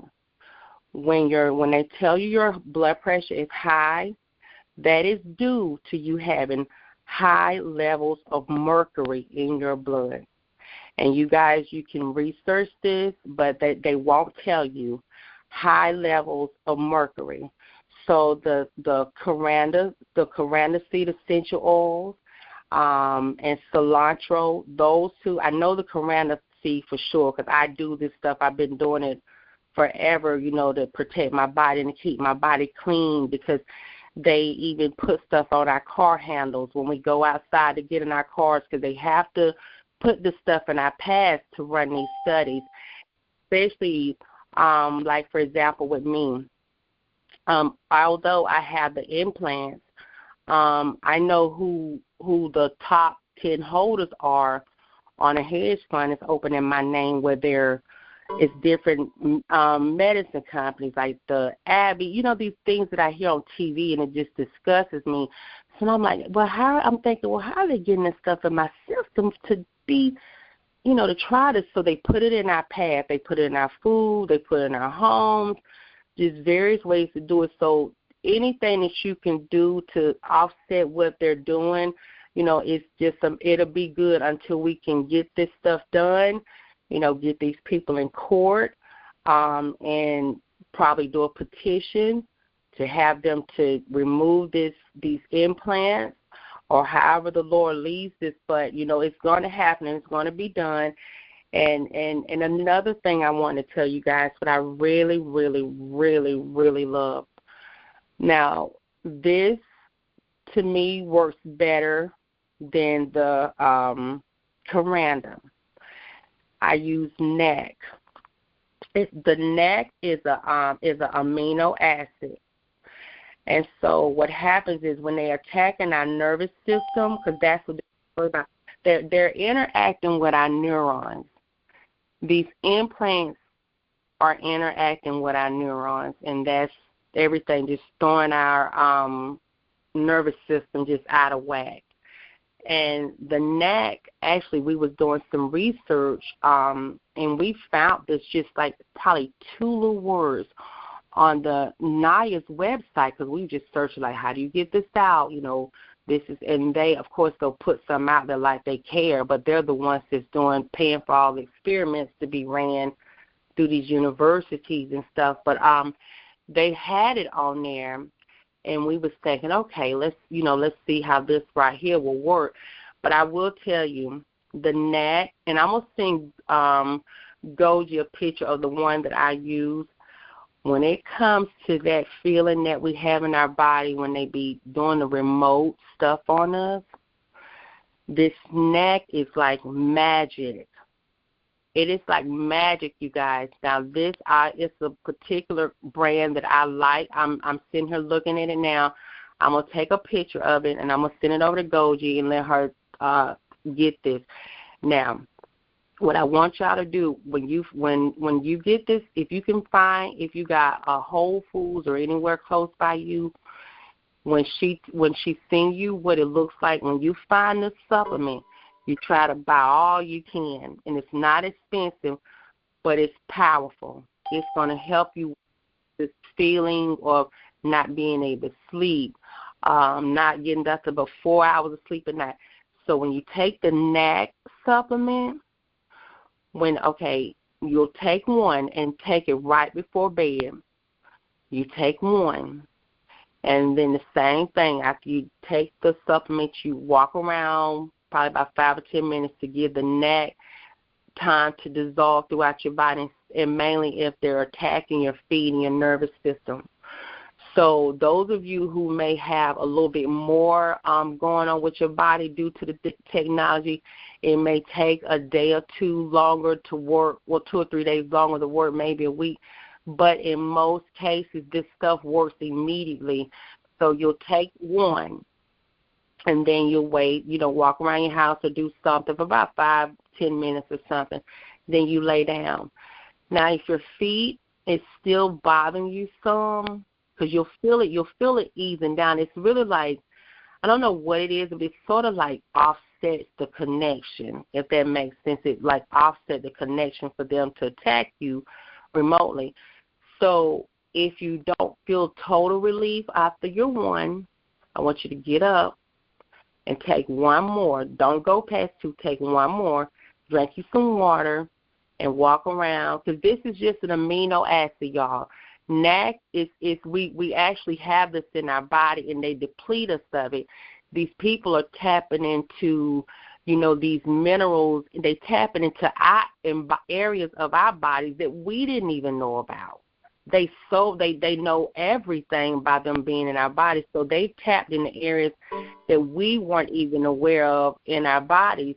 And so, but the NAC supplement, it's a supplement. It's an amino acid. So when back to getting to your second one, if you don't feel total relief off the first one, you take a second one and you do the exact same thing. Let it dissolve in your body, and I promise you, within about 30 minutes of that, you'll begin you some good sleep. The feeling will go away because they're interacting with our neurons with this technology. But another thing that you have to stay away from sugar. Sugar helps the technology in the body. The sugar crystals help the technology, and stay away from cheese. When you eat cheese, and with this technology being in our stomach and in our bloodstream and our tissues, the cheese it gets inside of your stomach, and it makes you it helps with the technology to form with what they're doing in your stomach. And then another thing too. This is really important. This tea that I want to tell y'all about, and specifically for the people who they're telling that they have cancer.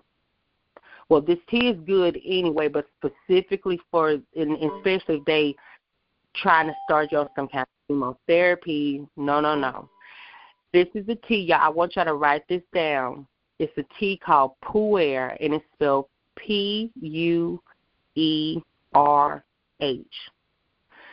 So Pu'er tea, I have the Pu'er tea, and a lot of the herbs and stuff that I'm telling you guys about, I have some of them on my website, but the stuff that I use and that what we would use that's not up on my website yet, I would have to do something special, for us TIs.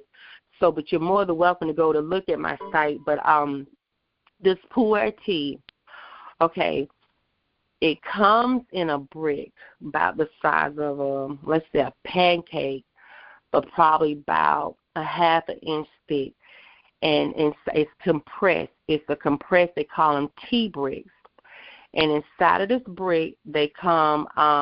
It comes with a serial number compressed off in the tea.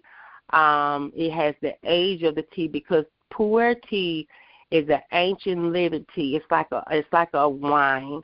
It gets better with age. So the older the tea brick is, the better it works in the body. And it's a living tea.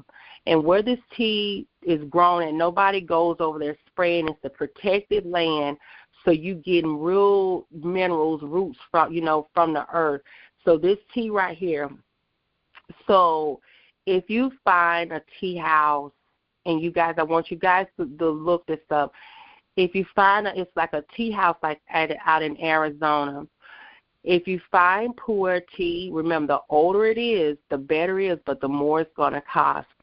If you find pu'er tea that say somebody has had it since the 80s or 90s, you guys, it go anywhere between $1,500, $2,000. But the rich people can afford that kind.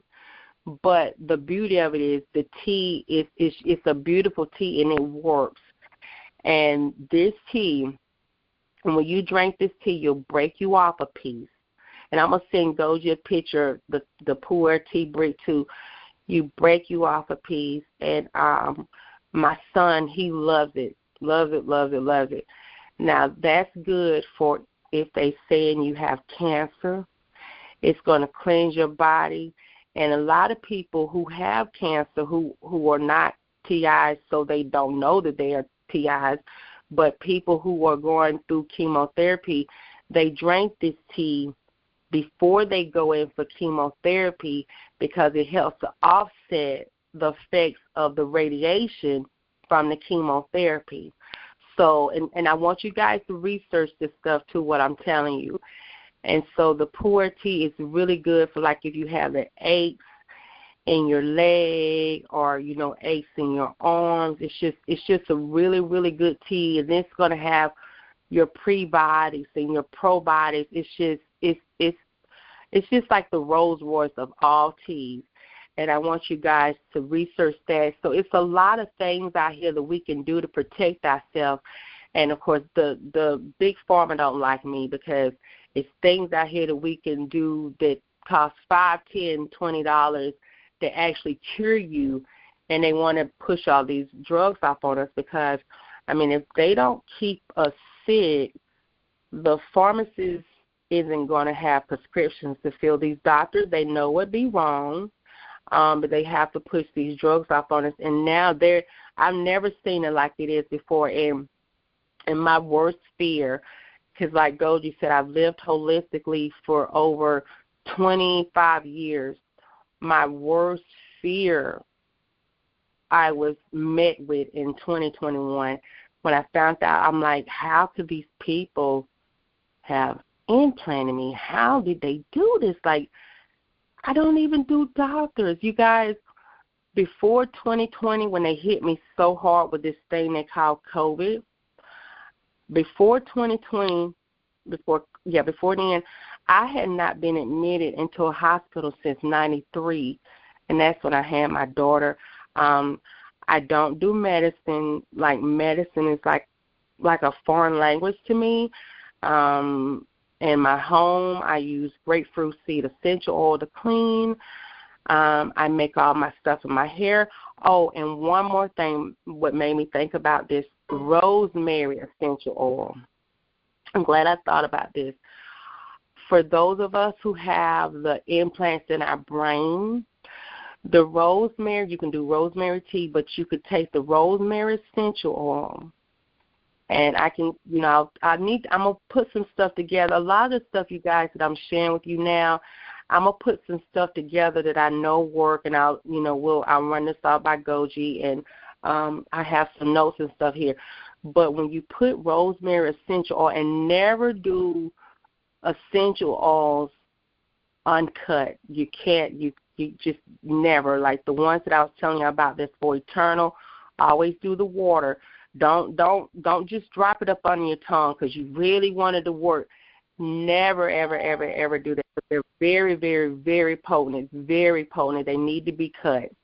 Now, when you go in external for the rosemary essential oil, some people use coconut oil. Some people use olive oil. Some people may use aloe vera gel. I personally like this oil called kukui. But the object of the game is those oils that I named, they're carrier oils, meaning when you mix the rosemary essential oil with this carrier oil, it's going to start penetrating your scalp all the way down to the bone. And what rosemary essential oil does, it crosses the brain barrier, okay? So when this technology is trying to hit you in your head, the rosemary going to help with offsetting, because remember, they're in our nervous system and they're in our bloodstream. Always remember, nervous system, bloodstream. Those are two places they're at that's wreaking all this stuff on our bodies. So anything you can get that cross the brain barrier, and I know the rosemary essential oil, it works, and it does that because, once again, I do that. And all the stuff that I'm telling you guys about, I mean, I do this at home. I don't take medicine. But when 2020 came, when they hit me so hard with COVID, they said I was refusing to go to the doctor. But literally, you guys, my neighbors behind me, and I have a picture of the branch. I didn't know it then, but I know now. My neighbors were behind my home. They were hitting me with a laser, you guys. It wasn't COVID, and I ended up having to go to the hospital in 2020. And I'm going to tell y'all how I knew my neighbors was doing it. It didn't come to me till after. I had to stay up there for like 2 days, and I was terrified. They was trying to give me, they did poison me with something that they should not have given to me. They was, just different things they did, and I protected myself while I was there. I knew my rights.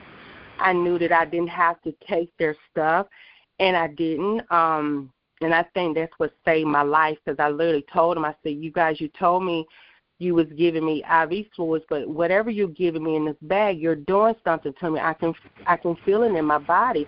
They didn't deny it, but I made them stop the IV, and I felt better. But the reason why I brought that up is because as soon as I got there, I had just met these people. I don't have history with, these hospitals and stuff. So within about 4 or 5 hours of me being there, all of a sudden, now they hadn't really just suggested me or nothing. They told me I was a newly diagnosed diabetic. They said I had COVID-19. They said I had kidney irregularities. They said that I would have to be on 3 blood pressure medicine when I went home. They said they saw a spot in my chest, and when they released me, they even lied in my medical records. You guys, they put in there, they offered me a ride to mental health. Imagine that. None of that conversation took place, even though they kept trying to give me anxiety medicine up there, which I didn't understand that, because that's not why I was there, and I refused it. I kept refusing. They was trying their best. I refused it because I knew who they was going to go with. But anyway, so when I came home from the hospital, they told me all these things. When I was leaving, they were telling me all these things that was wrong with me.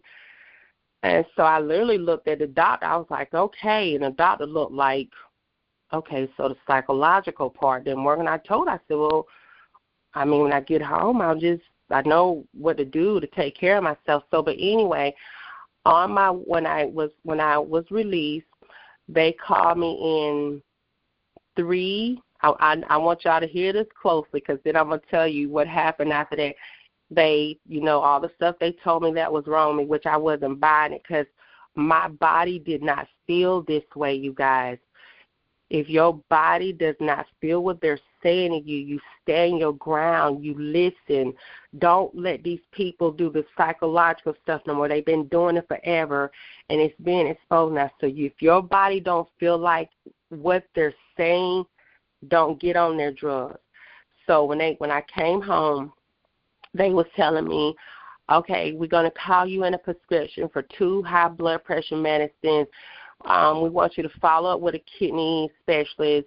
We're going to send you this. And I mean, just a whole lot of stuff. They had it all planned out. When I left from the hospital, you guys, they called in all this stuff. I did not go pick up nothing. 0. Nothing. That's been, 4 or 5 years ago, 2020, about 4 years ago. I didn't pick up none of these people medications. I didn't do none of it. Okay, so now moving forward, after that happened in 2020. In 2021, that's when I got scanned with JK, we'll call him JK. And after I got scanned, well, everywhere these people said I had an issue back in 2020, an implant was found.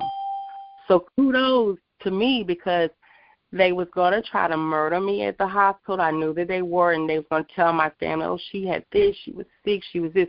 But by them documenting all this stuff that was wrong with me, now I'm able to use that now with what I got and say, wait. This ain't me. This is you guys got my body up under the study. So with these doctors, you guys, it's important now more than ever, since they're enrolling our bodies in studies without our knowledge or consent, because that's what this is. It's medical human trafficking being conducted through the healthcare industry for government-funded research that's being outsourced. You got your universities on board. You most definitely got your physicians on board. You have your psychiatrists on board. The psychiatrist is the glue between the government, you, and this program, because these people, they have been sworn in to serve and protect us, and they're always giving them, they're giving a presumption of innocent and truth. Like, okay, my doctor said it, so it's true. And they know with the stroke of a pen, they can put anything up against our name. They can say whatever, and this stuff follows us.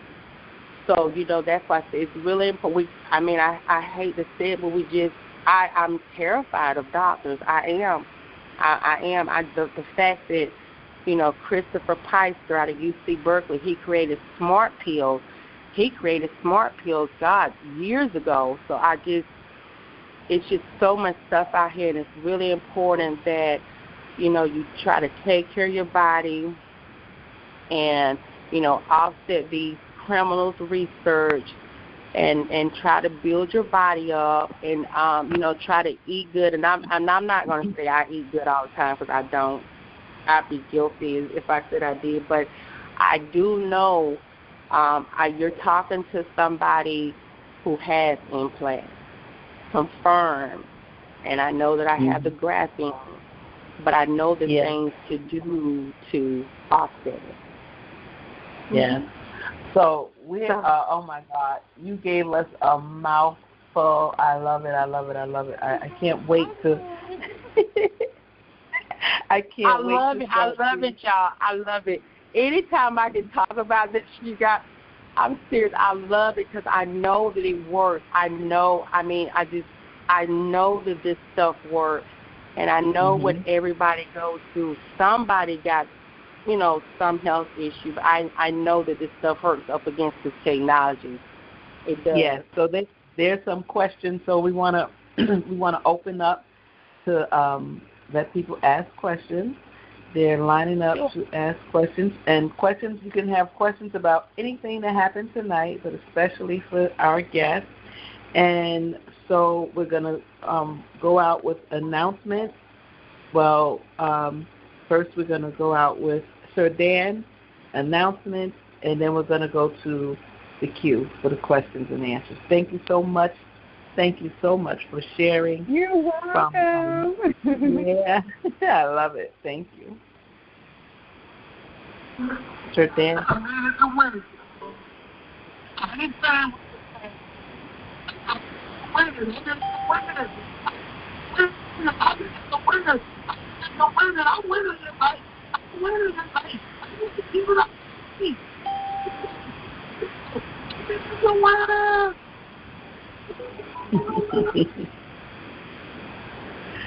We got to be in it to win it. Taking care of our bodies, we're in it to win it. Okay, getting scanned, in it to win it. All right. Thank you, Sir Dan. And the announcement tonight. Tranquility. Hi, guys. Please check your screens for video announcements.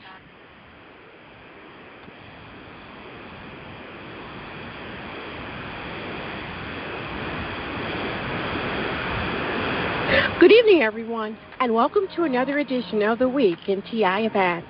I'm thrilled to be here once again to share the latest happenings, updates, and resources available for our community. So let's dive right into this week's important announcements. Starting off, we'd like to highlight a well-established and popular in-person event that happens every second Saturday in Houston. It's the Targeted Justice Houston TI meeting, held at Onion Creek Restaurant. This gathering provides a regular opportunity for TIs to connect, share experiences, and offer mutual support. So if you're in the Houston area, this is a must-attend event to stay engaged with the community. If you're wondering whether you might be a targeted individual, check out GoGi's book, GoGi's 10 Signs Which Indicate You're a Targeted Individual, available on Amazon and the Targeted Justice Etsy shop. Looking ahead, GoGi is working hard on launching a brand new resource directory to help TIs find essential services like food banks, shelters, free phones, and more. If you know of any services that could benefit the community, please send the details to the J.A.M resource book at proton.me. Together, we can build a valuable resource for everyone. Don't forget to stay updated with Targeted Justice by following them on Rumble. Just type Real Targeted Justice into the search bar and hit follow. And while you're there, be sure to check out the TI World Day video, a powerful documentary featuring testimonies from TIs worldwide. This impactful video, created by attorney Anna Toledo and Ortain, premiered on TI World Day, August 29, 2024. We're grateful to both of them for putting together this impactful video for our community. And, of course, keep up with GoGi Justice on TikTok and YouTube for the latest updates. Since TI Events was built to support all of us, I kindly ask that you help spread the word by sharing TIEvents.org on social media and in your conversations. I'm deeply thankful to everyone who has been promoting it on conference calls. Your dedication is truly making a difference. Thank you all for tuning in tonight, and a special thanks to GoGi for allowing me to share these announcements. Remember to sign up for email updates at TIEvents.org so you never miss a beat. Until next time, this is Tranquility signing off and sending you all waves of positivity. Have a wonderful evening, everyone. All right. Thank you. All right, so we're going to start with the questions because, remember, I want to try to make sure everybody gets to work on time with both eyes open. So here we go. First caller, please.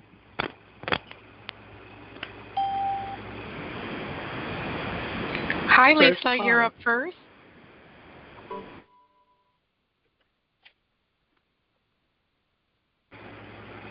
What was the name, Tranquility? Lisa. Lisa.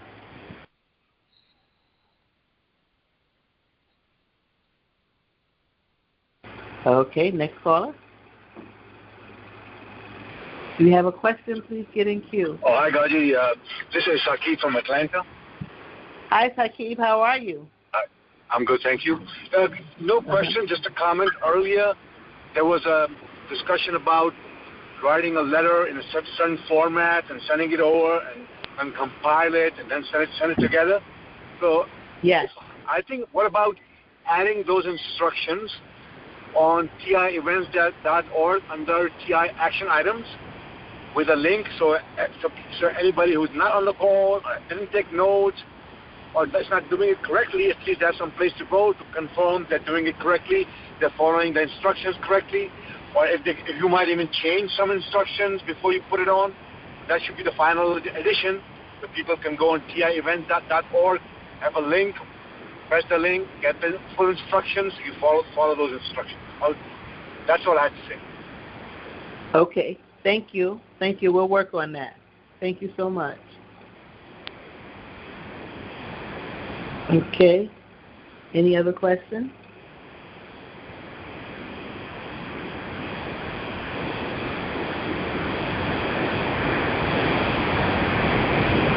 Hi, Roger. You're up next. Hello, GoGi. Hi, how are you? Hi.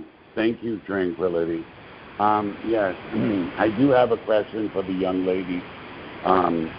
She said for your head and brain area, there's rosemary essential oil, and what other oil goes with that, young lady, please? Good question, because Jenny, also, how do we use the rosemary? Do we rub it in our hair or we drink it? No. Well, for internal, internal, you can drink you some rosemary tea, the dried rosemary. That's really good, and that also helps with those of us who deals with the V2K, like the ringing in the ears, and because it crosses the brain barrier. But now when it comes to external, you what you would do is, say for instance, you would take I like this oil. Some people use olive oil. You can use almond, but I really like this oil called kukui oil, or you can use aloe vera gel. But I'd rather do the kukui oil. So take you like an ounce of this a carrier oil. Let's say almond. I'm gonna use almond as an example.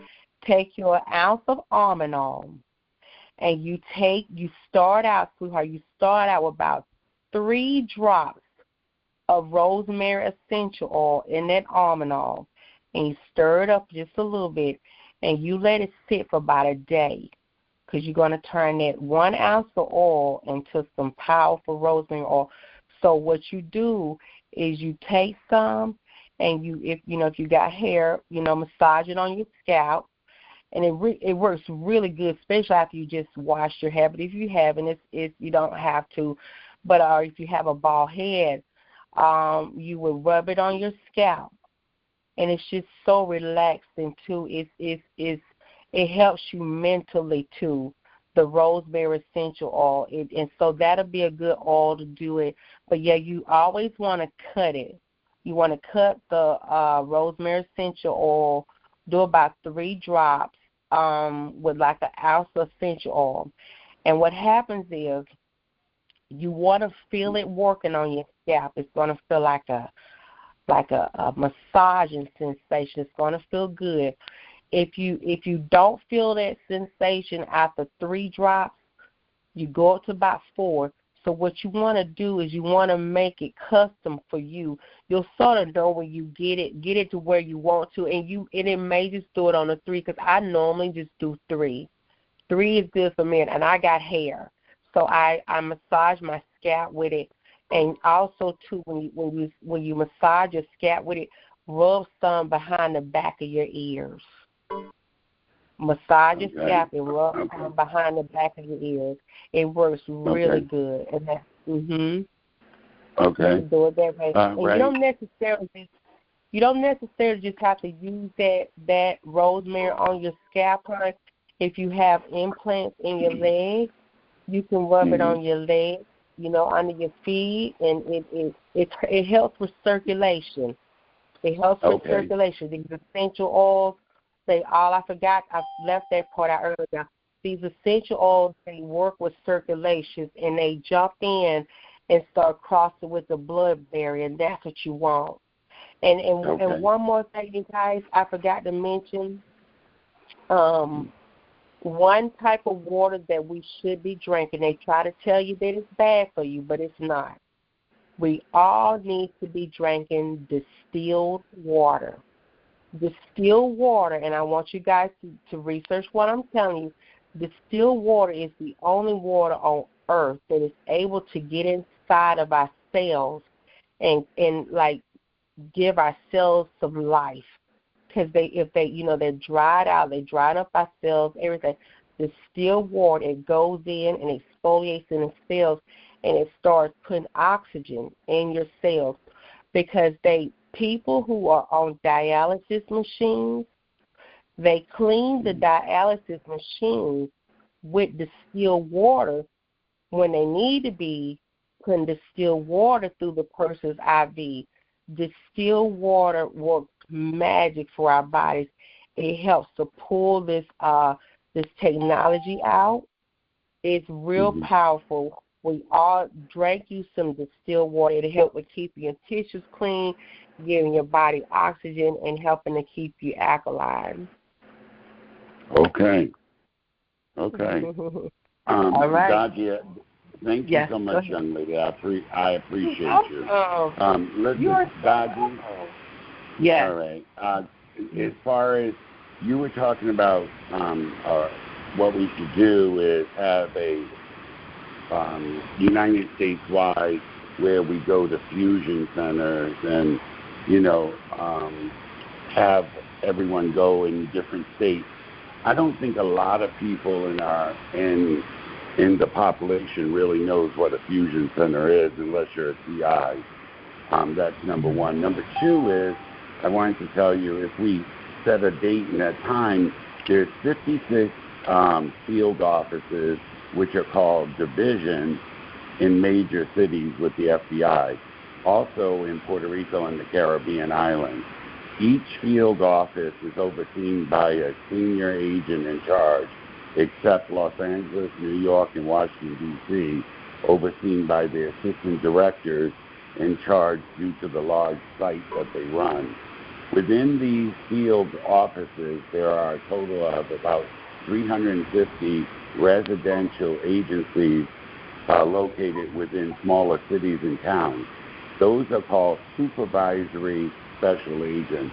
The reason is I was law enforcement, and I can tell you, if we're going to do something of this caliber, just a suggestion, if we could have, because it's expensive and we understand a lot of TIs can't afford it, but if we could rally enough people up to hit those 56 main offices and all at the simultaneous time across America, get people there to demonstrate on all the FBIs of the 56, I think that would really be something. And we do it at the same time. Say if it's in California, 9 o'clock, but on the East Coast it's 12, it would make a statement. You know what I'm saying? Yes. And get someone that, that in each state that's in charge to get the other TIs to rally them around and, to get a person that would be in charge of that, and then that state is theirs, and then they get other people and we get the other calls involved too. I think it would be very successful, because I'm sure I've heard from a lot of people that didn't go to Denver, it was expensive for them and they couldn't afford it. So that was just a suggestion from me. Other than that, wonderful show. Thank you. Peace and blessings. Thank you so much. Thank you for being here. Thank you for joining the J.A.M. and for your continued support. I love that idea. 56 field offices, so we'll focus on those. And, yes, it'll probably be easier for them to get locally to their field office. So we really need to work on that. Yes. I want to go to D.C., and I'll talk to you about that later. Oh, good. Thank you. That would be so great. All right. Oh, thank you so much. Good. All right. Good. All right. Yes, guys. Peace. Peace and blessings. The what is it? Recover the Republic. Wait. Here it is. Rescue the Republic. September 28th and 29th in D.C. So far we have 3 people going. We need as many as possible. Please. And I'll go email the whole time. Oh, for the weekend. Thank you so much. Oh, my God. That is so great. So we're going to get flyers and things down there and letters. So please send your blurb into the J.A.M. project at proton.me so we can get one letter with a little blurb about each of us and send it to, and prepare it so that we can give out. All right, so that is the activism for this month. All right, and I do want to say that Diane, who spoke at the end last week and said she needed a place to stay and that she didn't want to be put out in the street, and she had a son. And Deborah, called me, and she said that, or we spoke, she emailed me, and we spoke, and she wanted to offer her a place till the end of the month. However, I had not heard from Diane, so I really couldn't say much about it.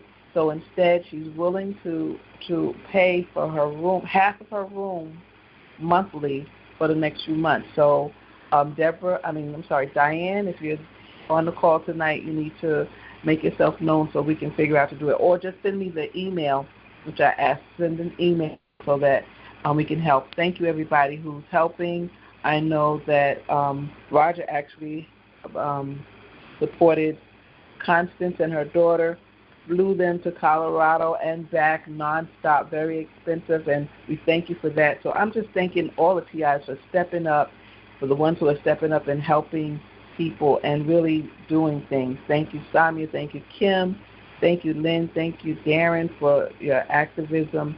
And thank you, everyone who's helping out, Lady T, Sir Dan, Tranquility, of course, my right hand, and all of you Jamsters who are always just on the call. Just appreciate you and love you guys so much. All right, so I hope I didn't miss anybody, but I'm certain I did. Liliana. Thank you, Liliana. Major P. Okay, so we want to continue. Any questions? Continue with the questions so we can let everybody go. And hi. Hi, how are you? Hi, Daddy. Okay, hi. How are you? Hi, okay. I was just wondering, what's the supplement for sleep, to go to sleep? I got the neck. I don't understand. I must have written that wrong. At Whole Foods, some kind of supplement at Whole Foods that makes you sleep better. It was NAC, N-A-K, N-A-C, is it, Jenny? Oh, N-A-C. Yes, it's N-A-C. Yes, ma'am. It's N-A-C, and as a matter of fact, So that's N-A-C. Yeah, it's as a matter of fact, I'm gonna take a picture, but it's NAC, but you want the kind. I get it from Whole Foods Market, and it's made by the company called Blue Bonnet, and it's NAC, and it's 500 milligrams, and this stuff right here is so good. It's so good. You're gonna love it. It's gonna help you get the rest. Yeah, it works really good, really good. I was blown away. It works. I'm like, oh my God! I finally found something that can offset this stuff. So, because you got to keep in mind, they're doing this stuff remotely. They're in our nervous system, and they're in our blood, and they're doing this stuff remotely. With these nanoparticles, they have this stuff out here, you guys. It's called nano radio, and it's a black dust. And once it gets into your bloodstream, don't you know they have where it can play music in your bloodstream? We got the information. A scientist out of California, he created it, and he's holding up his hands, on both his hands. He's a white gentleman. He's holding up both his hands, and he got the black dust on all 10 fingers. I got the information on my email, and we actually added with some other court stuff. I can send that. You will have it, Goji. When I send you the other information, you'll see all of that in there. That's something you can get into a little bit later. Yeah. And what about the Coronado? Is the company, is it CORONADO, essential oil? So it's coriander. Let me see. Yeah, coriander. Yes, ma'am. I'm trying to sound my words. Yeah, sometimes that's that Southern Belle accent, coriander. Coriander, okay. I got it. Thank you. You said it right. You said it right. Coriander. Thank you so much. I appreciate it. Thank you, ma'am. But the brand chart, the brand that I want you to get is by Gaia Lab, GYALAB. They have the best, hands down, for internal. You want the Gaia. Yeah, you want the Gaia. It's GYA. You want the Gaia brand, and it's gonna be in a little brown, little amber glass bottle. But you want their coriander essential oil, and you can even get your rosemary from there, and you can get your oregano from there. I have all these oils that I'm telling you sitting right here, and they work wonders. So get it by that brand. So is that the name of the company, Gaia brand, or what's the name of the Gaia Lab? It's spelled GYA. Yeah, the company is called Gaia Lab. It's spelled GYALAB. Gaia Lab. Oh, okay, great. Thanks. I got it. Thank you, ma'am. We got a few more questions on, and then I want to release everybody. Thank you. Okay, thank you.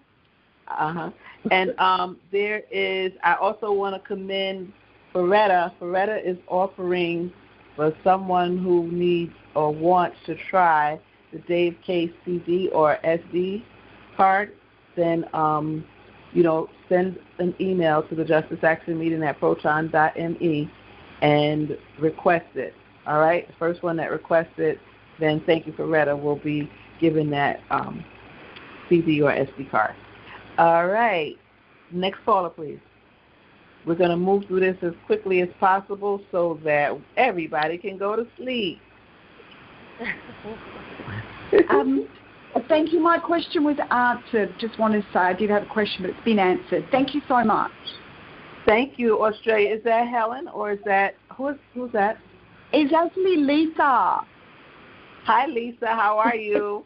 Welcome. Yeah. Thank you for being here. Thank you. Thank you so much. Very interesting today. Thank you. And you did answer my question. It was just the spelling of that amino acid that you mentioned. So thank you for that.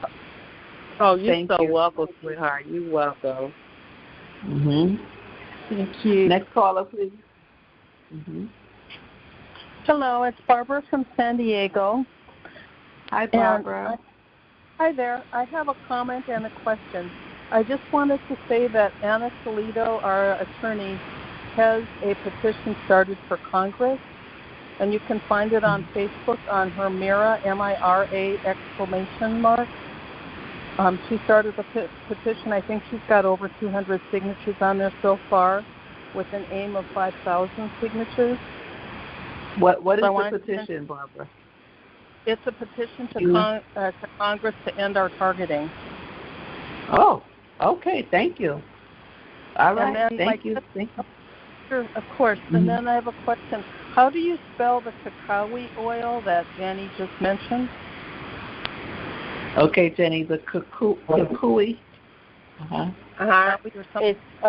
wait a minute. Hold on. Let me get right here because I'm looking at, I want to say it. Hold on one second. While she's getting that, let me just say this, that we're also working on some billboards, guys. So there's a group of us who are working on chipping in $500 for a cluster of billboards in the Florida, Virginia, South Carolina, North Carolina area. And it costs $500 a month. So I'm thinking if we can get either 20 people at $25 or 10 people at $50 per month, then we'll be able to put up some billboards all over the place. And so that's the next initiative. So just keep it in mind as we move about. Okay, go ahead. What was it? Okay, so the oil that I'm talking about is spelled K-U-K-U-I. K-U-K-U-I? Yes, ma'am. It's K-U-K-U-I. Okay. And then when you use the rosemary drops, with how much water for your head? Well, but when you do it for your scalp, you want to do it with the oil. You could do it with water and make it into like a spritz, but I would probably have to get like a ratio together for you to do it with the water, because you can do it with water, but mainly you do the cacao oil because it's going to carry it all the way down through the tissue, and it's going to help with the brain waves and help you to relax. So you could do the oil like that with the cacao oil, and remember to massage some behind your ears. You just gonna feel so relaxed, and you're gonna feel so good. But that oil right there, sweetheart, that oil is really, really, really good for the skin. A lot of us TIs, we have drier hair, drier skin. That oil right there is wonderful for the skin. Once you, like when you get out of the shower and stuff, you put some on your skin When you feel a little wet, you're going to be blown away how it helps with the dryness that we go through with our hair and skin from being hit with this radiation. Okay, thank you. Thank Gogi, you. I have Yes, Gogi, I have something quick. I know somebody that I used to know. I've been meaning to write to him. I don't know if he would. I knew him a long time ago, but he owns an outdoor advertising business, and he owns billboards across the United States. Ooh, oh my goodness! And I wanted to see if. Okay, I wanted to see if he would possibly give us free rent on some billboards. This guy is worth like $500 million now, so it's not like he needs the money. And also, yeah, but will he help TIs? He recently put up billboards to have Reggie Bush get his Heisman Trophy back because he was really passionate about him getting that taken away from him. And he put up billboards all over L.A., and it ended up working because it put the pressure on. So anyway, he was in the news recently. So I will make a point of writing to him. And like I said, it's been a long time since I've had contact with him, but it's worth a shot. So I just thought I would say that. Please. Thank you.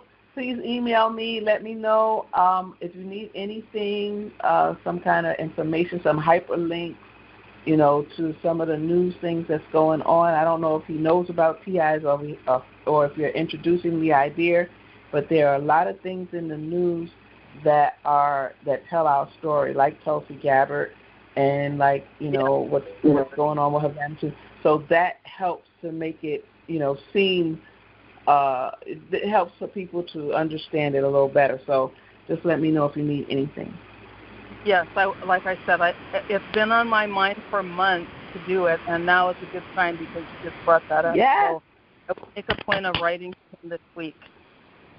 Thank you so much. I can't wait to hear back. Me too. Okay, thank you. All right. Next caller, please. We're going to try to finish the line because, guys, y'all going to be late for work. Hi, Gogi. It's good to hear from you. Hi, thank you. How can I personally get hold of you? I mean, can you give me some kind of way to get a hold of you? Sure. What's your name? My name's Jen, and I'm the TI in Missouri. Hi, Jen. A lot of trouble right now. Mm-hmm. And, okay. If I could email you some way, would you say okay? Of course, and I will respond, and then we'll take it from there. So, Jen, okay. My email is thejusticeactionmeeting. Okay. @proton.me. Proton.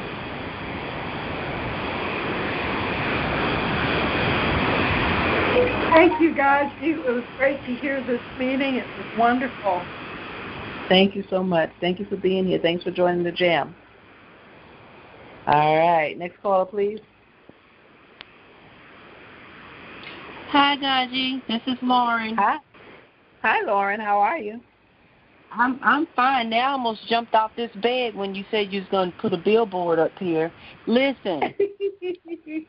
Let me tell you exactly where they need to go. They need to go where a research center is. And right here on the highway, there is a billboard right across the street from where Joe Biden came when they very first opened the research center here in Winston-Salem. And there was a select few of people that were invited, and I was one. And I was wondering if maybe the reason why I was invited was because they was going to do some later research. But I think that would be the perfect place for these billboards to go. So okay, I like that idea, near research centers. Yeah. And also to the lady that's on the call that's giving us such beautiful information, are you a nurse? No, ma'am. I'm not a nurse, but I'm a holistic practitioner. It's okay. All I was going to say is you're on point with everything that you have said. I used to do private duty nursing. So I'm just sitting here listening to everything that you're saying, and it's right on point. especially with distilled water, that is the closest that you can get within your body. I mean, and it's real. You all listen to what she's saying.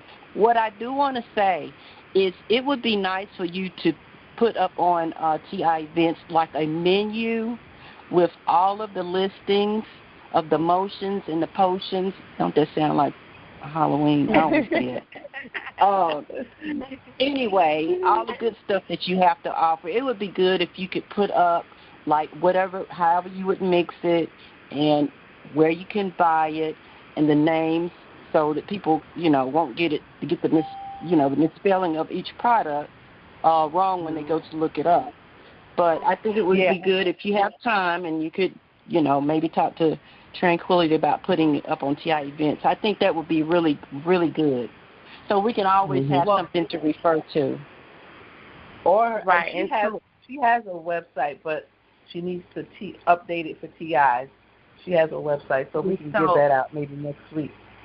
Mm-hmm. Yes, so what I want to do, like I was telling Doji earlier, so the stuff, and number one, I will always make time to put this up for you guys because I love what I do, and I'm so glad that I'm able to share what God has given me with other people.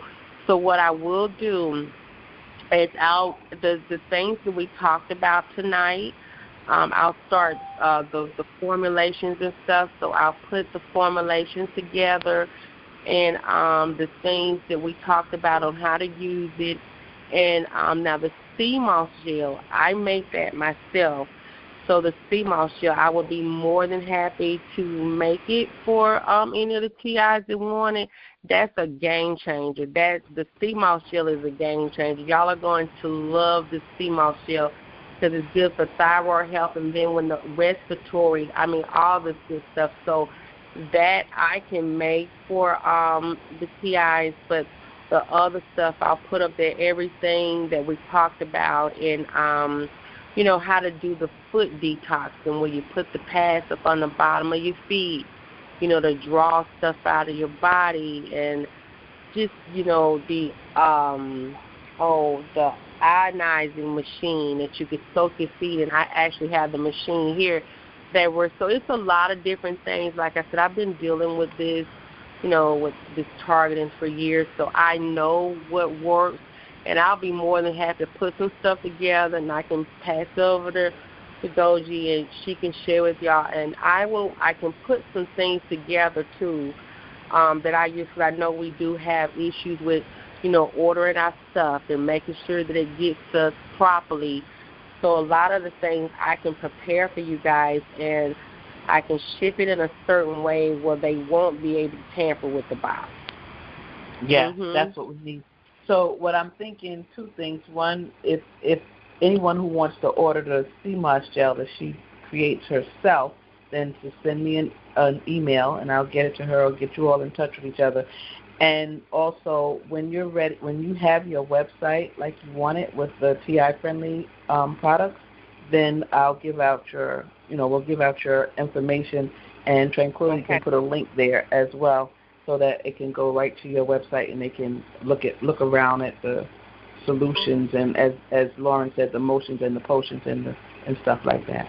But thank you for your. It would be good if you could also put the website where you can purchase these items, and give or take a few dollars, the amount around about what it would cost to purchase.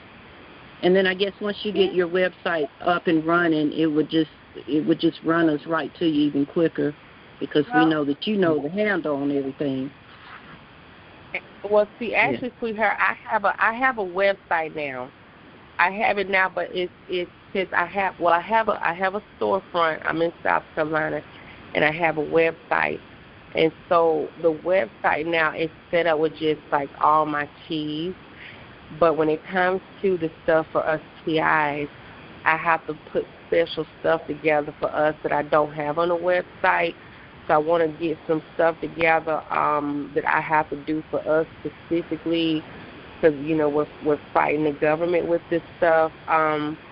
But yeah, we can get some stuff together, and I most definitely will. I'll write up the ways to do this. To do the essential oils And I know I sort of did a lot tonight, but I just wanted to let you guys know that there's stuff out there that we can do, that we can fight back with this people technology, because they're not the brightest crayons in the box. They just so happen to have technology, you know. And so that's right. Mm-hmm. So we just want to do like, oh God, yes. They're evil. They have the power, and they have technology. So, you know, it's real unfortunate. But the fact that what we put in our bodies can fight it off is just absolutely beautiful. So we got to get to that place. I just wanted to say one more thing. I'm going to be in South Carolina April the 5th. My cousin's daughter is getting married. So I would like to try to meet up with you. Since we're so close. South Carolina? Yeah, what part of South Carolina are you going to be in? I don't know yet. I just know she. Well, we'll talk. But anyway. Okay. Well, yeah, that's fine. Yeah. You want to take my email? Fine. Yeah, I'll let me see.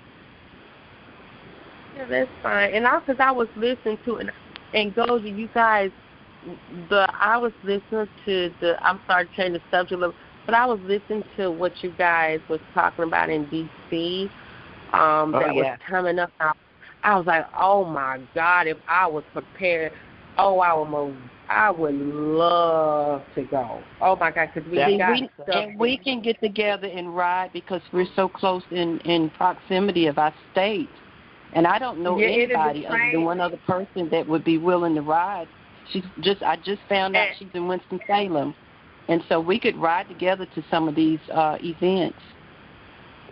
Because see, DC, I mean, and the Chelsea, I think it's the Chelsea Galbert. Is that her name? Am I saying it right? Chelsea. Mm-hmm. Yeah, she, and what you saying, you know, what they're going to be doing. You see, these people, they know what's going on. The thing is, when you doing it like that, when you have to force them, like Bill Clinton, for instance, when that journalist wrote that article on them doing the radiation on civilians, it was back in 1997. He didn't have no other choice but to come out and apologize to the American people because so much pressure had been put on them, and it was in their face. And all these ideas and stuff, I'm on the phone, I'm listening, I'm like, oh my God, this is freaking amazing. This is going to work out so good. But yeah, if I had the time, I would. Oh my God, I would love to go to DC. I went up there once I went to DC once for about an hour and came back.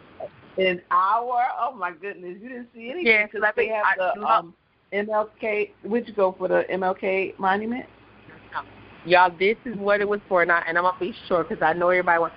When we first did our case, we thought we was at one court. It was so good, you guys, because I'm in South Carolina and I love the train. Any excuse to ride the train. I literally went to D.C. because I was the closest. I hand delivered. I promised to God, I hand delivered our case. It was so good because I could not. And then during that time, we couldn't submit through email, so we were so afraid that they was going to go through it, switch up the pages, and make it look all crazy, like we 5150 or something. Like they do. They do that. Yes. Mm-hmm. Honey, I hand delivered it. I walked it, and I got in there. I hand delivered that case and caught the train coming back home that night at 6 o'clock. Yep. Okay. All right. But you got to go back to spend some time there. This is going to be the end of the month. And anybody who wants to go, please get in touch so that we can put about a nice little contingent there that can give out our letters and flyers and share the information about who we are. I guess we do need a banner. Hopefully we get it could be a small group, but we need to be represented. All right. Thank you, Lauren. Next caller, please. We're going to move it along so everybody can go to bed. Well, hi, Gaji. This is Shakib again. Can you still hear me? Hi, yes, I can. Yeah, glad to hear about that billboard thing because I do remember I brought that up about a year ago, maybe 10 months ago, that we need to do the billboard thing, and I'm glad that you like the idea. I'm glad that you're actually doing it. Simultaneously, I had a similar idea, low-cost budget, low-cost thing to do for public awareness. Because everything we reach out to senators and congressmen, the thing is that people on a government payroll would have less of an incentive to help us. You have to go to general public. So the other ways I think of reaching out to general public would be every town has free publication. You know, the one things you can pick up for free out of they have free publications. They have like in-town activities and this and that, you know, and then there are a bunch of ads, right? You have every town has 3-4 of those. They're free. You can pick them up at a gas station, at a supermarket, any place. They have small dispensers. You can get those ones, free publications for the town activity. In there, they dedicate 2-3 pages for ads. If you can put a small ad in them on a weekly basis, or a few different ones, I don't think that's going to be expensive because they are free publications and they may have a very low budget, you know. So that's one way of doing it. Obviously you have to do homework, like same thing with billboard. But if it's a very we can find low cost way of doing it because you are getting out to mass media because a lot of people pick up those and few of them will have to read it. The other thing would be the other thing might be a little bit more costly, but if you do it efficiently, it will be very effective. Would be doing a 5-second in a local TV network.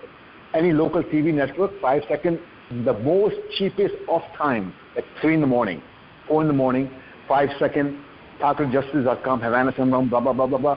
There's somebody who talks very fast, like somebody's doing an auction, blah, blah, blah. And if you have any symptoms, contact TANTALIZING, blah, blah, blah, 5 seconds. You know, even if you do it once, you're reaching out to millions and millions of people, even if 1% pay attention. That's huge. That's one thing. Final thing I was going to say was, you might be aware of it. I found this on YouTube. It's 4 years old. It said that a car with a targeted justice bumper sticker spotted in Montana, and they tried to interview the local TV station, but the person who was driving did not respond. But they also put a little bit of negative spin on it. So if you not have seen it, it's still available on YouTube. If you just Google targetedjustice.com bumper sticker car spotted in Montana, and then the TV station clip comes up how they covered it. Okay. All right. Okay. That's all. I'm sorry. Go ahead. You just want me to look at that. Just note. That's what TI knowledge. In case somebody wants to see that, that's just knowledge. Okay, but the other thing that said has potential. Potential future action items. And thank you so much. Thank you. TV. Off the most off-time, cheapest local network. You know, and cheapest local network and a small, and then have a 5 seconds, real fast, and I can guarantee you, even at 4 in the morning, there are millions of people watching TV, and even if 5% or 10%, even just pay attention, at least now they know about it. You know, same thing with those local newspapers have those local new free publications have dedicated. 40% of them is like just nothing but garbage ads. Get a little section in there, once a month, once a week, whatever we can afford, and that would be also very effective. Cheapest way of doing these. You know, that's all I have to say. Yeah. You know, thank you. Thank you. Always a pleasure. Thank you. Okay. Next caller, please.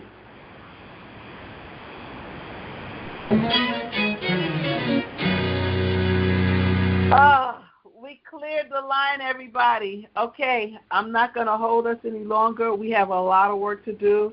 I also want to thank J.A.M. and all of the Libre, that's Liliana, everyone, Roger, Major P, Lady T, for all the ads that you guys send in. So Dan, thank you.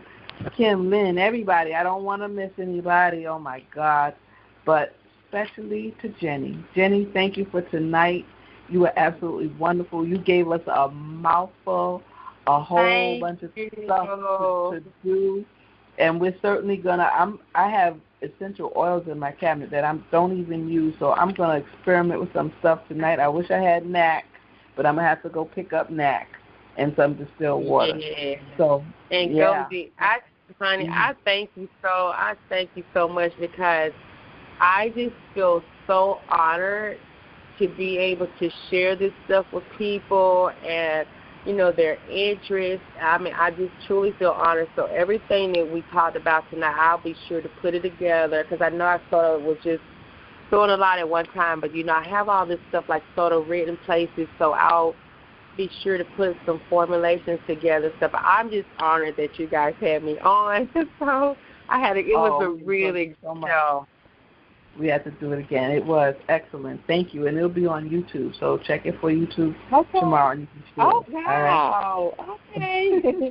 All right, sweetheart. We'll catch on, man. All right, now. So we're going to open up, and everybody's going to say goodnight to you and everybody else. So let's open up and say goodnight. I think I did everything that I needed to do. Guys, thank you for being here. Thank you for joining the J.A.M. Look forward to seeing you next week. Got a good surprise for you next week. Mm-hmm. Yeah. Okay, we can noise yourself. Thank you guys for being here. Thank you. Good night. Thank you. Thank you, Gorgie. Good job. Thank you. Can you give her my email, please? Thank you. Okay, with the email. I wanted her to have my email, Gaji. Thank you, guys. Send me an email. Okay. Thank you, good night, everybody. Thank you, guys, for being here. Thank you for joining the J.A.M. The piano player. I don't understand. Thank you, guys. Is this background? Maybe it's background music. It's nice. This is good background music to use in the future. Yes. Well, we should use that at the end of the call. This is the perfect music to have. Perfect music. Gaji, I wanted to give her my email information. Gaji, okay. This is Lauren. You want me to? Hi, Lauren. You want me to send her your email information? I can. If you don't mind, yes. Okay. No, it's fine, sweetheart. It's fine. Mm-hmm. Okay. Thank you, everybody. Thank you for being here. Have a good night.